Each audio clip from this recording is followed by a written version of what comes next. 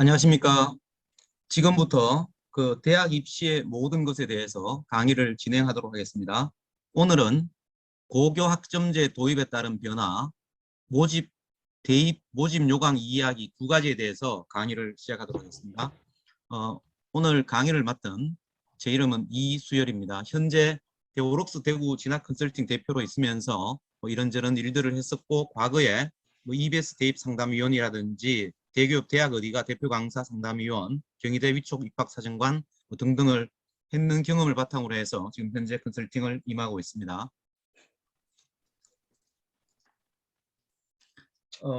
제가 본 강의에 들어가기 전에 부모님들한테 몇 가지 당부 말씀을 드리겠습니다. 그 학부모가 대입에서 명심해야 될 것들이 실제로 제가 볼 때는 한 세 가지 정도가 있는 것 같습니다. 제일 첫 번째는 어떤 경우에든 진로에서 대입을 고민했으면 좋겠습니다. 그러니까 많은 학부형들이 점수를 보고 우리 아이가 어느 대학에 갈 것인가에 대한 고민을 많이 하는데, 제가 볼 때는 그렇게 했는 경우에는 많은 아이들이 나중에 대학을 졸업하고도 청년 백수로 사는 경우도 많고, 실제로 그리고 이제 대학을 다니다가 선생님 제 적성에 맞지 않아요 라고 하면서 나와서 새로 대입을 준비하는 학생들을 많이 봤거든요. 그래서 가능한 한 대입을 진로 적성에서 고민해서 대입을 진행하는 것이 매우 중요할 것 같습니다. 그다음 두 번째는 그 대입의 중심은 자녀분입니다. 그러니까 어떤 경우에든 이제 그 우리 학부모가 되면 어떤 것에 현혹에 빠지냐 하면, 어느 학교에서 뭐 원래 서울대 많이 갔다 하더라, 어느 학교에서 원래 의대 많이 갔다 하더라, 이런 말에 실제로 굉장히 함정에 빠지거든요. 그런데 실제로 그 말을 바꿔 얘기하면, 어느 학교에서 서울대를 많이 가고 의대를 많이 갔다는 얘기는 우리 집 아이의 위치도가 어떻게 될 것인가에 대한 고민을 해보셔야 돼요. 만약 그 후수 학생이 많다라든지 하면 우리 집 아이의 위치도가 떨어지겠죠. 우리 집 아이의 위치도가 떨어지는 만큼 내가 해야 될 것들이 많아진다라고 생각하셔야 돼요. 연학 분위기가 좋다라는 또 장점도 있을 수 있지만은, 그래서 어떤 경우에든 대입의 중심은 나의 자녀가 되는 거예요. 그러면 이제 대입의 중심이 나의 자녀가 되고자 했을 때 중요한 것이 바로 뭐냐면, 우리 집 아이를 얼마나 객관적으로 바라보는 겁니다. 그래서 이제 저는 그렇게 생각합니다. 한 초등학교 때나 중학교 때까지는 어느 정도 희망을 갖고 바라볼 수 있지만은, 고등학교 1학년, 2학년이 되는 순간 이제는 희망이 아니고 객관적으로 우리 집 아이를 바라다 보셔야지만이 좋은 대입의 결과를 가져올 수 있습니다. 그래서 이제 제가 주로 고등학교 1학년 학부형들하고 3월 달에 이제 강의를 해보면, 보통 한 뭐 300명, 400명 모아놓고 강의를 해보면 제가 꼭 그 질문을 하거든요. 그 중학교 때 전교 10등 안에 든 적이 있는 사람이라고 손들어 보라고 하면 거의 엄청나게 많은 분들이 손을 들어요. 그 이유가 뭐냐 하면, 어머니 생각이 어떠냐 하면, 한 번이라도 우리 집 아이가 좋은 성적이 나왔으면 그 성적을 우리 집 아이 성적으로 이해를 하십니다. 그래서 그렇게 하시면 안 되고, 대입의 중심은 무조건 나의 자녀이지만 여기서 나의 자녀는 객관적으로 바라보는 자녀입니다. 그 다음에 세 번째는, 그 대입의 방향은 진단과 보완과 목표 설정이에요. 그래서 만약 이제 대입은 이런 겁니다. 지금 현재 우리 집 아이의 상황이 어떠한가를 먼저 진단을 해보셔야 돼요. 진단을 해보고 지금 현재 우리 집 아이의 상황으로 어느 대학 정도를 갈 수 있는가를 먼저 생각을 해보셔야 돼요. 해보셔야 되고, 만약 목표 대학이 현재 상황과 차이가 난다면 그것을 보완할 수 있는 방법을 찾아야 돼요. 찾아서 보완을 해서 목표를 달성하는 그런 방향으로 가기 때문에, 그래서 대입은 지금 준비하지 않으면 가고 싶은 대학을 못 갑니다. 그러니까 지금 준비하지 않으면 결국은 점수에 맞춰서 갈 수 있는 대학을 갈 수밖에 없는 상황이 이루어지기 때문에, 대입은 진단과 보완이 가장 중요합니다. 요 세 가지만 명심하시면은 제가 봤을 때 대입에서 좋은 결과를 끄집어낼 수 있을 것 같습니다. 자, 이제 그러면 본 강의 들어가겠습니다. 오늘의 본 강의는, 첫 번째 강의는 고교 학점제 도입에 따른 변화입니다. 고교 학점제 도입에 따른 변화인데, 먼저 우리가 고교 학점제를 바라보기 전에 먼저 살펴봐야 할 것이 뭐냐면, 대입 환경이 시기별로 변화가 있다는 거예요. 그래서 실제로 고교 학점제는 지금 많은 학교에서 고교 학점제를 지금 실제로 시범 운영하고 있어요. 지금 하는 거는 시범 운영이에요. 그러면 이제 실제적인 고교학점제가 도입되는 것은 2025년입니다. 2025년이기 때문에 지금 현재로 보면 예비 중1, 지금 이제 초등학교 6학년들이 고등학교 올라오는 시점에 고교학점제가 전면 도입돼요. 전면 도입되고 그 나머지는 지금 시범 운영하고 있는 거거든요. 이제 그래서 이제 그러면은 뭐 그때까지의 시기를 봤을 때 크게 제가 봤을 때는 한 3단계 정도로 지금 구분이 되는데, 첫 번째는 학생 수가 급감했다는 거예요. 그러니까 지금 현재 대학교 이제 3학년, 이제 대학교 4학년, 지금 현재 이제 예비대학교 4학년, 그 예비대학교 4학년들 때는 학생 숫자가 57만 명이었어요. 57만 명이었는데 지금 현재 예비대학교 2학년들, 지금 대학교 2학년 올라가는 친구들은 인원이 여기 한번 보세요. 43만 명입니다. 지금 요 사이에 13만 명 정도가 줄었어요. 그런데 43만의 기조가 언제까지냐면 2033년, 그러니까 예비 지금 초2 올라가는 친구들까지 거의 이 숫자가 유지됩니다. 그래서 학생 수가 급감했다라는 것이 가장 큰 특징입니다. 그런데 학생 수가 급감했음에도 불구하고 4년제 대학의 정원은 똑같아요. 4년제 대학의 정원은 대략 얼마냐 하면은 35만 명. 4년제 대학의 정원은 대략 35만 명이고, 그 다음에 전문대학의 정원은 그 13만이기 때문에 4년제 대학과 전문대학의 정원은 비슷한데 학생 수만 줄다 보니까 어떤 현상이 나오겠습니까? 결국은 지방의 많은 대학에서 그 등록 미달 사태가 벌써 일어나고 있습니다. 실제로 뭐 작년 기준으로 봤을 때 등록 미달률이 그러니까 등록률이 80% 정도밖에 안 된 대학들도 상당히 많습니다. 그래서 일단 학생 수가 급감되었다라는 것이 가장 큰 특징일 겁니다. 학생 수가 급감되었음에도 불구하고 아직까지 대입의 정원은 크게 줄지 않았다라는 것이 특징입니다. 그 다음에 두 번째는 그 작년 수능입니다. 작년에 치러졌던 수능에서 나타난 특징인데, 두 번째는 뭐냐면 문이과 통합 수능, 특히 수학이 문이과 통합 수능이 되었다는 거예요. 그러니까 그 전까지는 지금 이제 대학교 2학년 올라가는 친구들까지는 문과는 수학 나, 이과는 수학 가형의 수학을 치는데 작년에는 문이과 통합 수능 수학을 치면서 상당한 이제 자연계 학생들이 상대적으로 수학에서 좋은 점수를 얻으면서 문과 학생들이 수학 성적이 많이 떨어지는 현상을 보였죠. 그래서 문과 학생들이 수학이 많이 떨어지면서 그 수시 모집에서 수능 최저학력 기준을 못 맞춘 학생들이 상당히 많습니다. 그 다음에 또 작년 기준으로 봤을 때 그 국어와 수학에서 공통 선택 수능이 되었다는 거예요. 그러니까 75% 공통, 그다음 25% 선택의 수능이 작년에 국어 수학에서 처음으로 이루어졌습니다. 그리고 지금 예비 대학교 2학년들, 그러니까 대학교 2학년 올라가는 친구들부터 해당되는데 2015 개정교육과정에 의한 수능이 이루어졌다는 거예요. 그래서 2015 개정교육과정에 의한 수능은 지금 중학교 2학년 올라가는 친구들까지 요 시험 체제입니다. 그래서 지금 현재 보이는 요 시험 체제에서 이런 친구들이 예비 중학교 2학년 올라가는 친구니까 2027년, 보통 우리가 2027년 대입이라고 부르거든요. 왜냐하면 예비 중학교 2학년들이 2027년 3월 2일 날 대학교에 들어갑니다. 그래서 2027 대입이라고 부르는데 이제 이 친구들까지는 지금 현재 요 상황, 그러니까 2015 개정교육과정에 의해서 현재 체제에 의해서 거의 이루어진다라고 볼 수 있습니다. 이제 여기에 비해서 제3기는 고교학점제가 전면 도입되는 시기예요. 그러니까 여기 시기로 치면 연도로 치면 2025년입니다.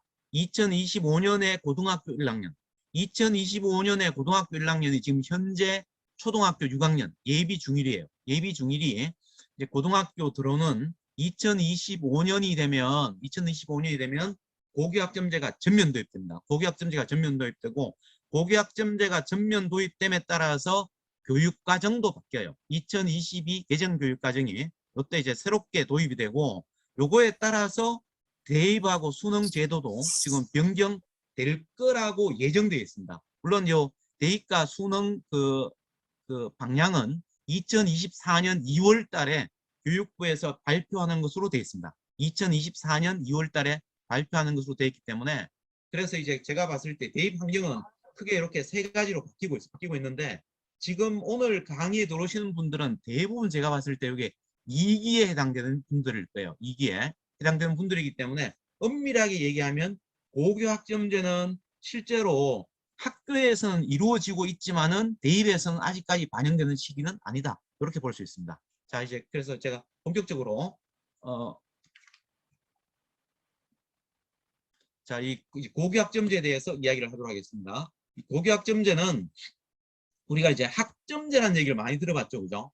근데 실제로 학점제라는 얘기는 우리가 대학을 다닐 때 지금 여기에 계시는 분들도 대학 다닐 때 학점제에 대해서 다 알아봤을 텐데, 그죠? 그때 우리가 보통 배웠던 겁니다. 대학에서는 그렇잖아요. 대학은 과목이 뭐 교양 과목이 있고 전공 필수가 있고 전공 선택이 있잖아요. 그러니까 이런 대학에서 했던 고교 학점제를 고등학교에서 하기 때문에 고교 학점제예요.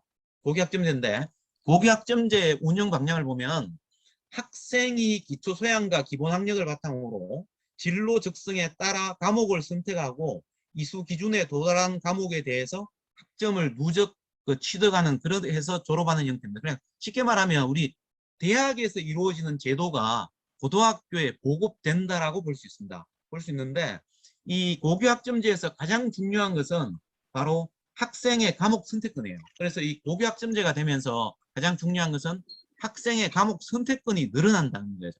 그러면 이제 우리가 이제 학생의 과목 선택권이 늘어나면 실제로 단위 학교에서 그 학생 수요에 따라서 다양한 과목을 개설하지만 그 과목을 모두 다 충족할 수가 없겠죠. 그러다 보니까 학교 간 공동교육과정을 해서 학교에서 개설이 어려운 과목은 인근 학교와 공동으로 해서 개설을 하거나 혹은 또 그것도 힘들다라면 온라인 공동교육과정에 의해서 아이들이 지방에 있더라도 수도권에 있는 뭐 온라인 공동교육과정을 들을 수 있도록 하고 이제 그렇게 해서 학생의 과목 선택권이 상당히 확대되는 형태가 이루어진다는 것이 고교학점제에서 실제로 가장 중요한 겁니다.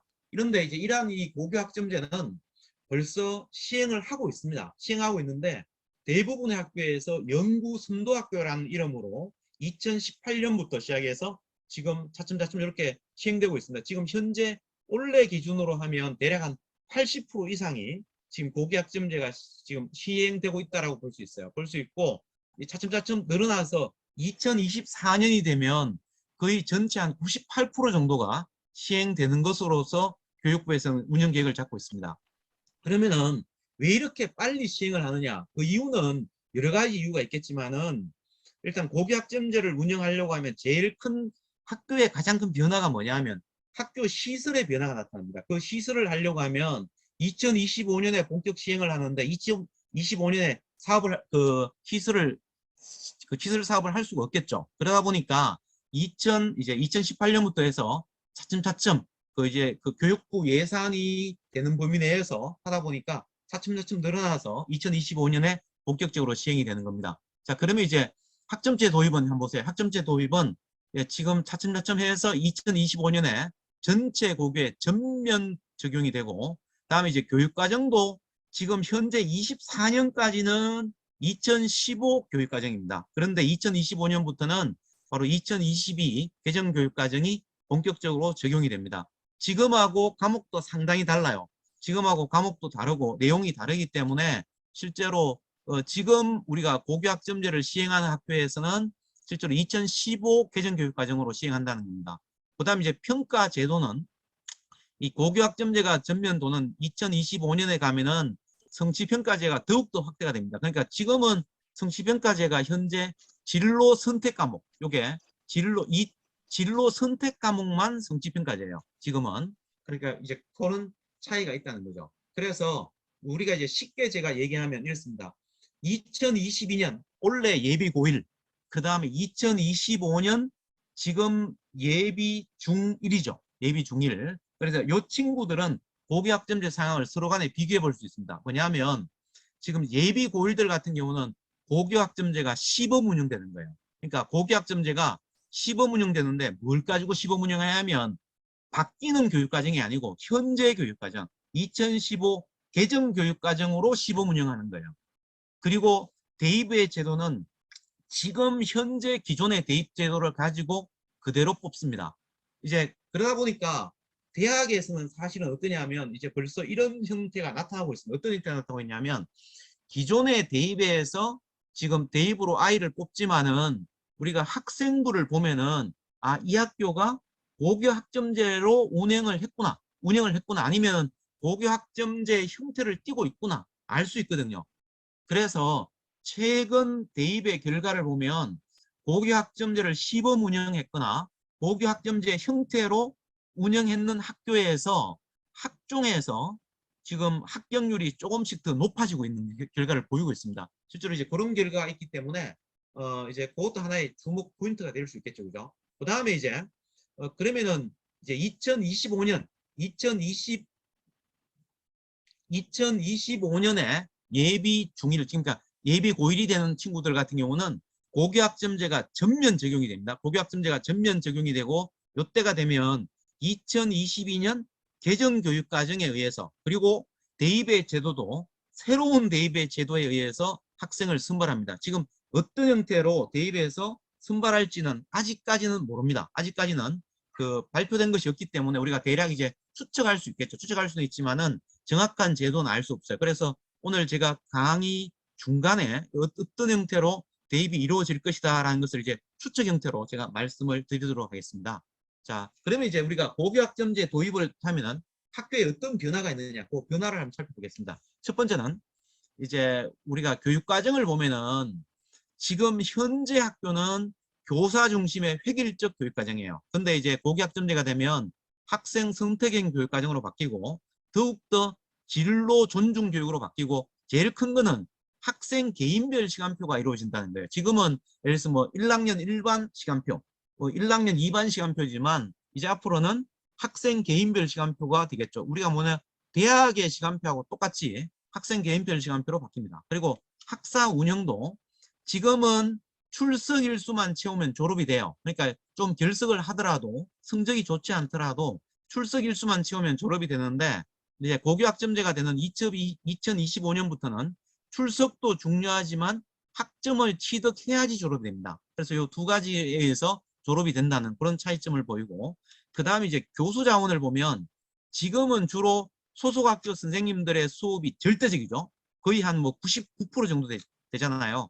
그런데 고교학점제가 도입이 되면 타학교 수업을 들을 수도 있고 온라인 수업을 들을 수도 있고 해서 상당히 좀 변화가 일어나고 있습니다. 그리고 지금 현재도 우리가 이제 학교 이제 공동교육과정이라고 해서 그리고 온라인 수업도 지금 현재 있습니다. 지금 현재 시행되고 있고 많은 학교에서 공동교육과정에 의해서 그 학교에서 개설하지 못한 과목에 대해서 들을 수 있도록 뭐 예를 들면 이런 거죠. 뭐 고급 생명과학, 뭐 고급 화학, 뭐 이런 수업이라든지 실제로 아이들이 못 듣는 수업을 우리가 이제 공동교육 과정에서 들을 수 있도록 해주는 데도 상당히 많이 있습니다. 그리고 대학에서는 벌써 그렇게 수업을 들었는 학교와 그렇게 수업을 듣지 않은 학생들의 차이를 두고 있다는 겁니다. 그래서 지금 우리가 이제 고교학점제가 전면 도입은 안 됐지만은 현재 이제 그런 형태로 수업이 이루어지고 있기 때문에 그런 것을 찾아서 제가 봤을 때 타 학교에서 하는 수업이라든지 그다음에 온라인 공동 수업이라든지 이런 걸 들으면 상대적으로 이제 대학에서 봤을 때 조금 더 플러스 알파를 받을 수 있다라고 생각합니다. 그다음에 이제 학습 공간의 문제인데 지금은 주로 이제 소속 학급 중심이죠. 뭐 1학년 1반, 1학년 2반 이렇게 되는데 이제 이 고교학점제가 전면 도입이 되면 선택 과목 중심의 이동 수업이 이루어져요. 이동 수업이 이루어지기 때문에 이제 뭐가 생기냐면 홈베이스가 생깁니다. 아이들은 이제 아침에 왔을 때 모이는 학급이 분명히 있을 거예요. 그래서 왜냐하면 우리가 이제 학생부를 정리하고 이런 것 때문에 어쩔 수 없이 이제 1학년 1반이라는 체제는 있을 거예요. 있지만은 그 체제는 실제로 수업을 하기 위한 것은 아니고 잠시 모여서 여러 가지 전달 사항을 받고 그러다가 흩어지겠죠. 그러니까 바로 1교시 시작하기 전에 이제 아이들이 선택 과목 중심으로 여러 반으로 흩어지는 형태가 됩니다. 이제 되면서 아이들이 이제 1교시 수업을 하고 다시 2교시로 가기 전에 모이는 공간, 이제 홈베이스가 상당히 있는 형태로 학습, 지원, 뭐 공용 공간 이런 형태로 이제 어떤 우리가 시설이 다변화가 이루어집니다. 그래서 지금 현재 이런 시설들을 지금 여러 학교에서 만들고 있습니다. 이런 만드는 것 때문에 시범학교가 상대적으로 서서히 늘어나면서 이제 개축되는 겁니다. 이제 그리고 이제 고등학교 체제는 이렇게 바뀌겠죠.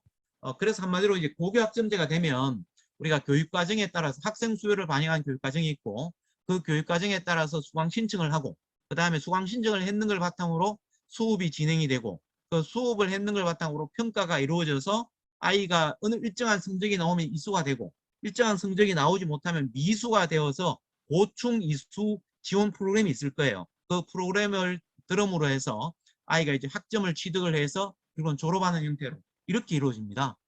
그러면 이제 우리가 이렇게 되었을 때 일단은 첫 번째는 뭐냐면 그 이제 우리가 지금까지는 이제 교과는 단위거든요. 단위에서 학점으로 바뀌는 거예요. 단위에서 학점으로 바뀌는데 그 보통 우리가 지금 현재 1단위라고 하는 건 뭐냐 하면 1단위는 50분 수업을 한 학기 동안 17회 이상 수업하면 보통 우리가 1단위라고 불러요. 그러니까 50분 수업을 17회 이상 수업하면 1단위라고 부르는데 앞으로는 학점으로 바뀌죠. 그러니까 2025년부터 학점으로 바뀌면 어쩌면 50분 수업을 16회 수업하면 1학점이에요. 그래서 이제 그렇게 보면 204단위에서 192학점으로 바뀌니까 수업이 조금 줄죠. 그래서 이제 교과 같은 경우도 여기에 있듯이 180단위에서 174학점으로 바뀌고 창의적 체험활동도 24단위에서 18학점으로 이렇게 좀 바뀐다라고 볼 수가 있습니다. 그 다음에 이제 그 당연히 졸업 기준도 현행하고 비교하면 현행은 과목 출석률이 수업의 수의 3분의 2 이상이 돼야지 졸업할 수 있는데 고교학점제가 되면 당연히 수업의 수는 출석률은 3분의 2는 분명하고 여기다가 학업 성취율이라고 해서 40% 이상의 점수를 따야지만이 우리가 기준이 충족되어서 192학점을 충족해서 졸업할 수 있게 됩니다. 이제 이런 형태로 바뀌게 되는 거죠. 그 다음에 이제 그 과목을 보면 현행은 2015 개정교육과정에 의한 과목인데 과목이 이렇게 이제 보통교과에 이제 공통 과목이 있고 일반 선택 과목이 있고 진로 선택 과목이 있어요. 있는데 2025년이 되면 2022 개정교육과정으로 수업을 합니다.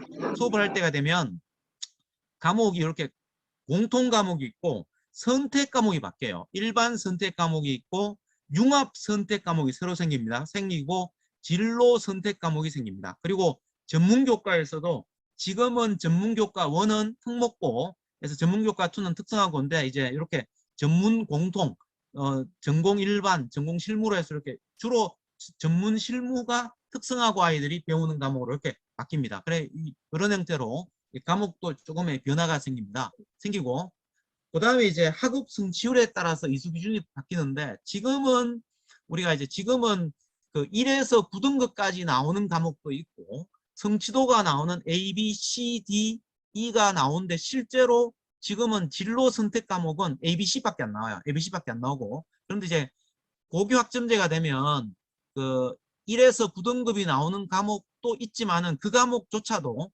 전부 다 이렇게 성취도가 다 나옵니다. A, B, C, D, E, I까지 해서 성취도가 이렇게 나오는 형태로 바뀌게 된다는 거예요.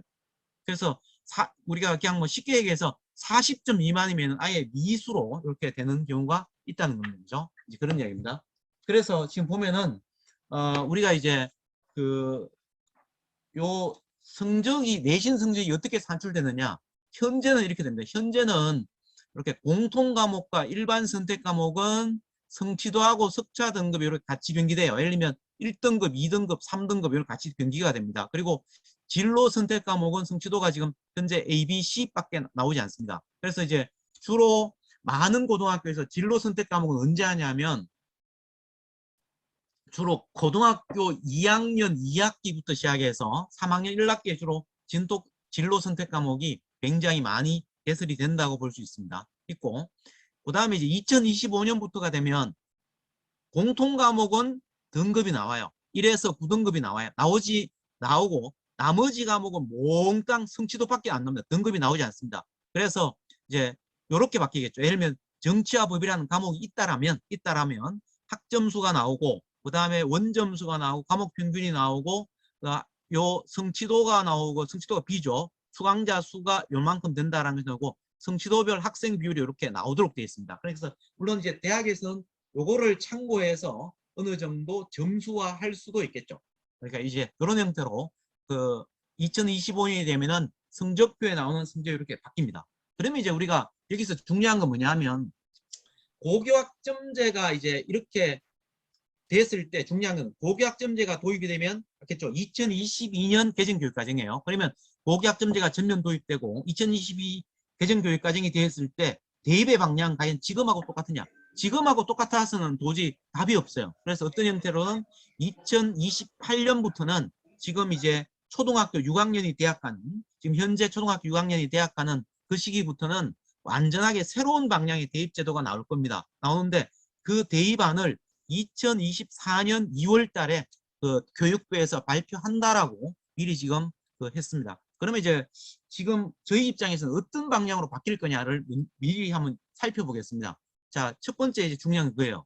수시 모집의 변별력이 약화되겠죠. 만약 고교학점제가 전면 도입되면 지금 이제 고교학점제가 전면 도입되면 왜냐하면 수시 모집에서 우리가 그래도 뭐 하여튼 가장 중요한 것 중에 한 개가 내신인데 지금 내신이 현재는 그렇잖아요. 현재는 우리가 그냥 공통교과에도 내신이 1에서 9등급이 나오고 그 일반 선택 과목에서도 1에서 9등급이 나오고 진로 선택 과목만 ABC가 나오잖아요. 그런데 근데 이제 고교학점제가 전면 도입되면 공통 과목만 1학년 때 배우는 공통 과목만 1에서 9등급이 나오고 나머지는 전부 다 ABC 그러니까 성취도밖에 나오지 않기 때문에 결국은 내신 등급으로만 우리가 뽑는 전형 같은 경우에 수시 모집의 변별력이 약화된다는 거죠. 약화되면 뭔가 대학의 입장에서는 다른 방향을 고민을 해야 된다는 거예요.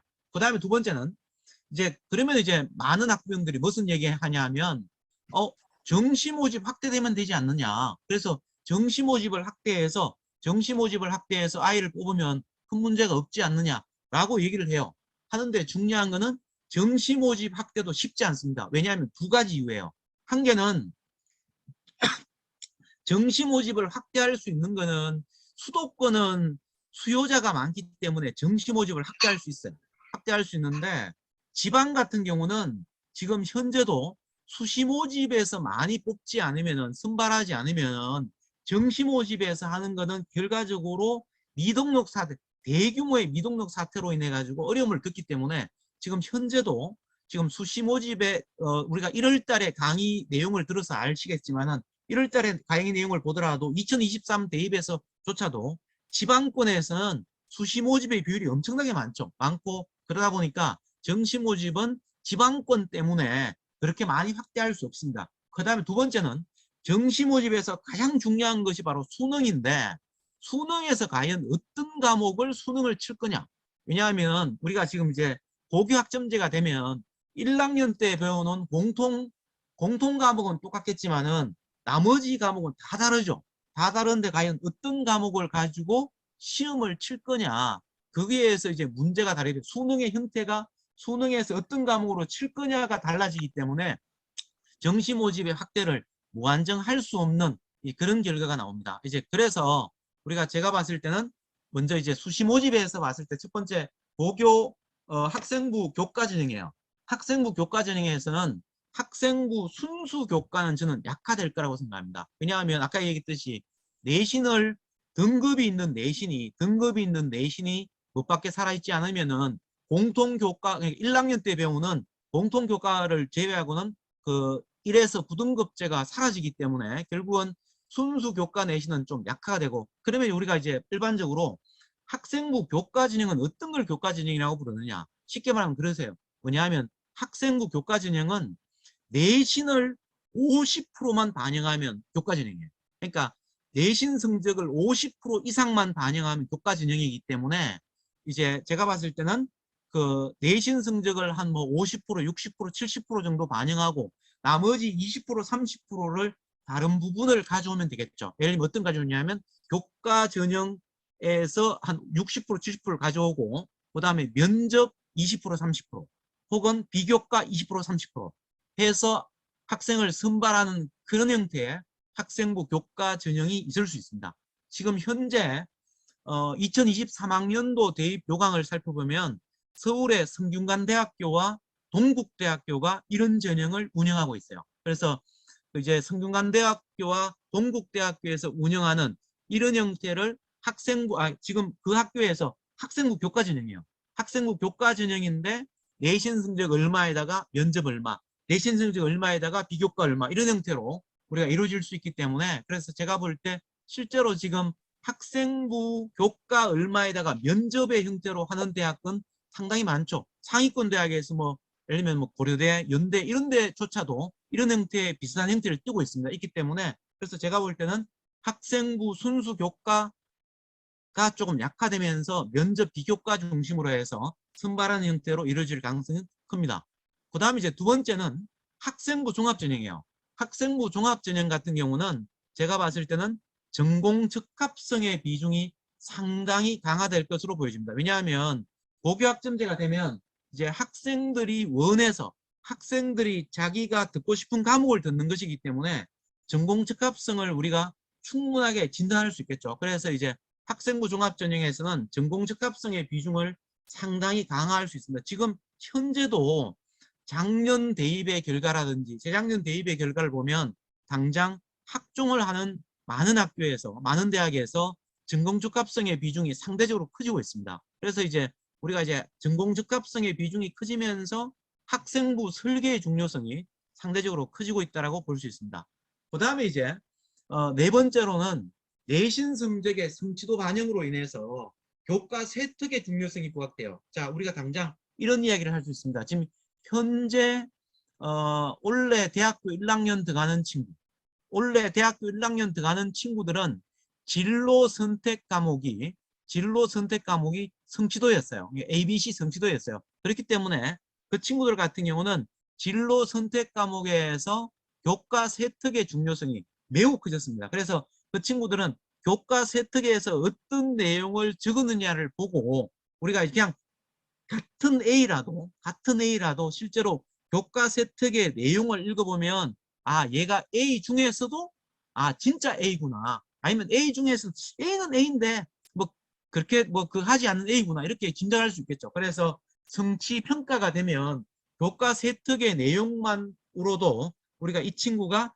심화학습을 했느냐 심화학습을 하지 않았냐를 충분하게 짐작할 수 있습니다. 그래서 내신 성적 성취도 반영으로 인해서 교과 세특의 중요성은 점점 커지고 있고 지금 현재도 교과 세특에서 심화학습의 내용이 있느냐 없느냐를 보고 우리가 대학에서 그 친구들을 평가를 하고 있습니다.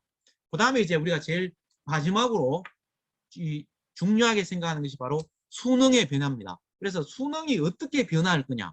그래서 지금 수능이 어떻게 변화할 거냐에 따라서 어떤 분들은 그런 이야기 합니다. 앞으로 수능이 없어진다. 이런 얘기 하는데 그거는 수능은 절대로 없어지지는 않습니다. 다만 수능의 형태는 지금과 다른 형태로 변화가 일어나겠죠. 그래서 이제 첫 번째로 제일 많이 이야기되는 것이 뭐냐면 프랑스에서 하는 바칼로레아식으로 바로 논술형 대입 자격 시험 형태로 수능이 좀 바뀔 것이다. 이제 이런 형태로 바뀔 것이다라는 얘기를 많이 하고 있고 그 다음에 두 번째는 진짜로 수능은 이 자격고사화해서 이제 모든 과목을 절대평가 형태로 바꿔서 수능에 그러니까 알면 요거 어느 정도 합격이냐 합격하지 않느냐 이제 그런 형태 정도만 해서 수능을 어떤 자격고사화해서 시험이 치는 것이다. 이런 이야기도 상당히 많습니다. 많은데 제가 볼 때는 수능을 지금 국가 수준 학업 성취도 평가 형식으로 칠 가능성이 저는 가장 많다라고 생각합니다. 이제 왜냐하면 수능을 출제하는 데가 한국교육과정평가원입니다. 그래서 한국교육과정평가원인데 한국교육과정평가원에서는 수능만 출제하는 것이 아니고 국가 수준 학업 성취도 평가도 출제를 합니다. 그래서 국가 수준 학업 성취도 평가는 주로 중학교 3학년, 고등학교 2학년 때 시험을 쳐요. 시험을 치는데 이 국가 수준 학업 성취도 평가 시험은 고등학교 2학년 때 치기 때문에 주로 고등학교 1학년 때 배웠던 내용을 중심으로 시험을 치거든요. 그러면은 그 말을 바꾸게 하면 고등학교 1학년 때 배우는 내용들은 바로 공통교과죠. 그죠? 그러니까 이 공통교과이기 때문에 그 교과를 중심으로 해서 충분히 출제할 수 있는 능력이 평가원은 가지고 있다라고 저는 보여집니다. 그리고 국가수준 학업성취도 평가 시험은 객관식만 있는 것이 아니고 서술형 시험이 같이 존재해요. 지금 우리가 벌써 이미 내신 시험에서 서술형 시험이 상당히 많이 있거든요. 있기 때문에 제가 봤을 때 국가수준 학업성취도 평가 형식으로 출제를 하면은 그렇게 힘들지 않게 수능의 형태는 저는 변화가 있을 수 있다고 생각합니다. 그래서 제가 바라보는 관점은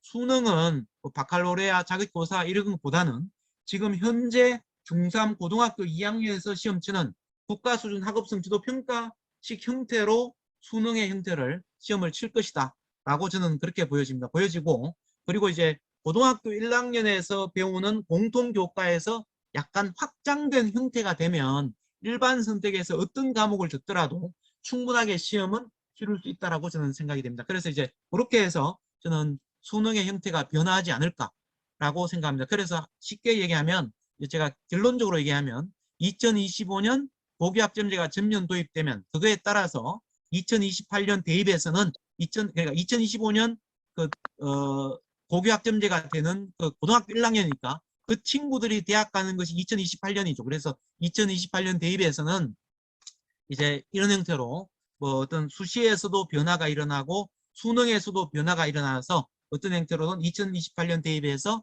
친구들이 대학을 갈 거라고 생각이 됩니다. 그러면 이제 또 제가 한 가지 중요한 게 있죠. 고교학점제 도입에 있어서 2028년 대입의 변화도 중요하지만 이제 교육과정의 변화도 중요해요. 그래서 고교학점제가 전면 도입되는 이제 그 시기에 이제 어떤 교육과정을 배우느냐 이걸 잠깐 살펴보도록 하겠습니다. 그래서 2022년 우리가 2022 개정교육과정이 2025년 고등학교 1학년부터 이렇게 1학년부터 배우게 됩니다. 1학년부터 배우게 되는데 요 내용에 따라서 실제로 고교학점제가 이루어집니다. 그러면 이 개정교육과정의 내용은 뭐냐? 이 개정교육과정에서 추구하는 방향은 크게 두 가지예요. 첫 번째 하나는 뭐냐면 미래 변화 대응 역량과 기초 소양을 강화하겠다. 그래서 이제 미래 변화에 대응하기 위해서 지속 가능한 사회를 위한 생태 전환 교육 및 민주 시민 교육을 강화하고, 그다음 미래 세대 역량 핵심 역량으로 디지털 기초 소양 강화 및 정보 교육을 확대하고 있습니다. 지금 서서히 이제 이 개정교육과정 되면서 정보 교육이 상당히 지금도 늘어나고 있지만은 이 개정교육과정에서는 더욱더 늘어납니다. 그리고 이제 중요한 것이 두 번째예요. 학생 맞춤형 교육을 강화합니다. 그래서 이제 아까 얘기했듯이 과목 선택권이 그 학생들한테 과목 선택권이 엄청나게 확대됩니다. 확대되고 그 다음에 진로 연계 학기가 도입됩니다. 요 두 가지가 아주 큰 변화인데, 특히 이 중에서 과목 선택권 같은 경우는 어떠냐 하면 자 초등학교 수업에서 바로 과목 선택권이 도입이 됩니다. 그래서 이제 초등학교 수업 지금까지는 초등학교는 과목 선택권이 없잖아요. 없는데 이 개정교육과정부터는 초등학생들부터 시작해서 바로 이 초등학교 3학년부터 바로 선택 과목을 그렇게 자기가 선택할 수 있도록 그렇게 하고 있고, 그 다음에 이제 중학교 수업은 어떤 변화가 있냐면 지금은 현재 자유학년제라고 해서 이제 중학교 1학년 때가 자유학년제잖아요. 근데 여기 이제 다시 자유학기제로 한 학기로 바뀝니다. 자유학기제로 바뀌고 대신에 3학년 2학기가 진로 연계학기라고 해서 고등학교 고교학점제에 대한 이해를 돕고 이를 대비할 수 있는 시간으로 바뀌어요. 근데 지금 현재는 3학년 2학기에서 실제로 뭡니까? 진로 연계학기를 운영하지 않잖아요. 그래서 이제 지금 이제 어떻게 보면 많은 중학교에서 그 3학년 2학기에 기말고사를 끝나는 11월 달이 되면 그 이후에 11월 말부터 12월 달에 진로 어떤 고교학점제라든지 이런 걸 대비해서 진로 연계 어떤 여러 가지 강의라든지 뭐 특강을 이루어지고 있는데, 이제는 우리가 교육과정 내에서 3학년 2학기가 완전히 진로 연계 학기로 이렇게 자리매김하게 됩니다. 그 다음에 이제 그 고등학교는 뭐 제일 큰 변화가 당연히 개정교육과정에서는 당연히 고교학점제입니다. 고교학점제인데 그러면 이제 어떤 과목을 배우느냐 보면 지금 이제 개정교육과정에서 배우는 과목입니다. 요 과목인데 아직까지 교과서가 나오지는 않았습니다. 교과서도 나오지 않았고 목차도 실제로 완전하게 갖춰지진 않았는데 지금 일단 과목명은 나왔어요. 어떤 과목의 내용이다 하는 것 정도는 나왔는데 지금 이제 공통 과목은 이런 과목입니다. 공통 국어 1, 2, 이건 1학기, 2학기겠죠. 그다음에 공통 수학 1, 2, 공통 영어 1, 2, 한국사 1, 2, 통합사 1, 2, 지금 현재 2015 개정교육과정의 내용과 거의 똑같은 과목명을 가지고 있습니다. 근데 일반 선택이 되면 일반 선택과 진로 선택과 융합 선택이라는 것이 요걸 융합 선택은 새로 생겼는데 요 내용들을 보면 이제 조금 달라지죠. 한번 먼저 수학을 한번 보세요. 이렇게 대수,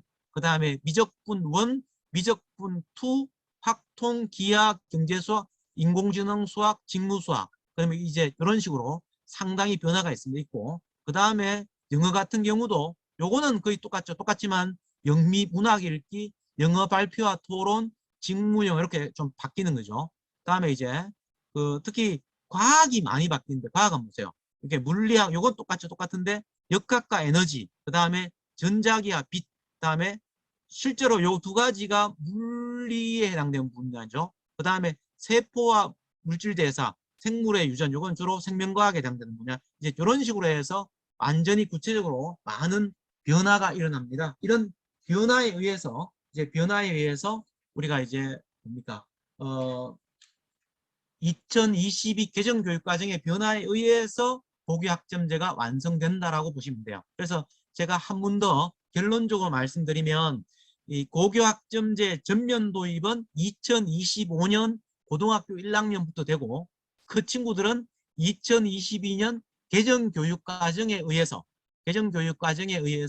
고교학점제가 전면 도입되고 다음에 이제 2022 개정교육과정에 의하고 고교학점제에 의해서 2028 대입의 변화에 의해서 대학을 간다. 이렇게 볼 수 있습니다. 그리고 현재 중학교 2학년부터 시작해서 지금 이제 그 예비 고3까지 올라가는 친구들은 그 친구들 같은 경우는 전부 다 뭐예요? 지금 현재 형태로 우리가 이제 학교에서 고교학점제를 운영하고 있지만은 그는 뭡니까? 무늬만 고교학점제예요. 그러니까 무늬만 고교학점제이기 때문에 우리가 보통 얘기하는 2015 개정교육과정에 의한 그냥 이제 무늬만 교육과정이고 그래도 실제로 이 교육과정에 의해서 고교학점제를 했는 친구들이 그래도 올해 대입의 결과를 보면 수시모집의 고교학점제 그러니까 그 수시모집에서 특히 학종에서 조금의 어떤 성과를 내고 있다라는데 방점을 찍을 수 있겠습니다. 그래서 고교학점제는 이상으로 이렇게 강의를 마치도록 하겠습니다. 그 다음에 이제 두 번째 내용입니다. 두 번째는 대입 모집 요강 이야기입니다. 요 내용은 뭐냐면 우리가 이제 많은 학부형님들이 이제 우리 집 아이를 어떤 대학에 보내겠다 대학의 목표를 정하잖아요. 대학의 목표를 정하면서 가장 중요한 거는 그 대학의 모집 요강을 꼼꼼하게 살펴봐야 돼요. 심지어는 고등학교 3학년 담임선생님조차도 대입 모집 요강을 대충 보세요. 그러니까 잘 안 보세요. 안 보시는데 실제로 대입 모집 요강의 이해는 모든 것이 다 들어있습니다. 대입 모집 요강 이해하기를 강의를 하도록 하겠습니다.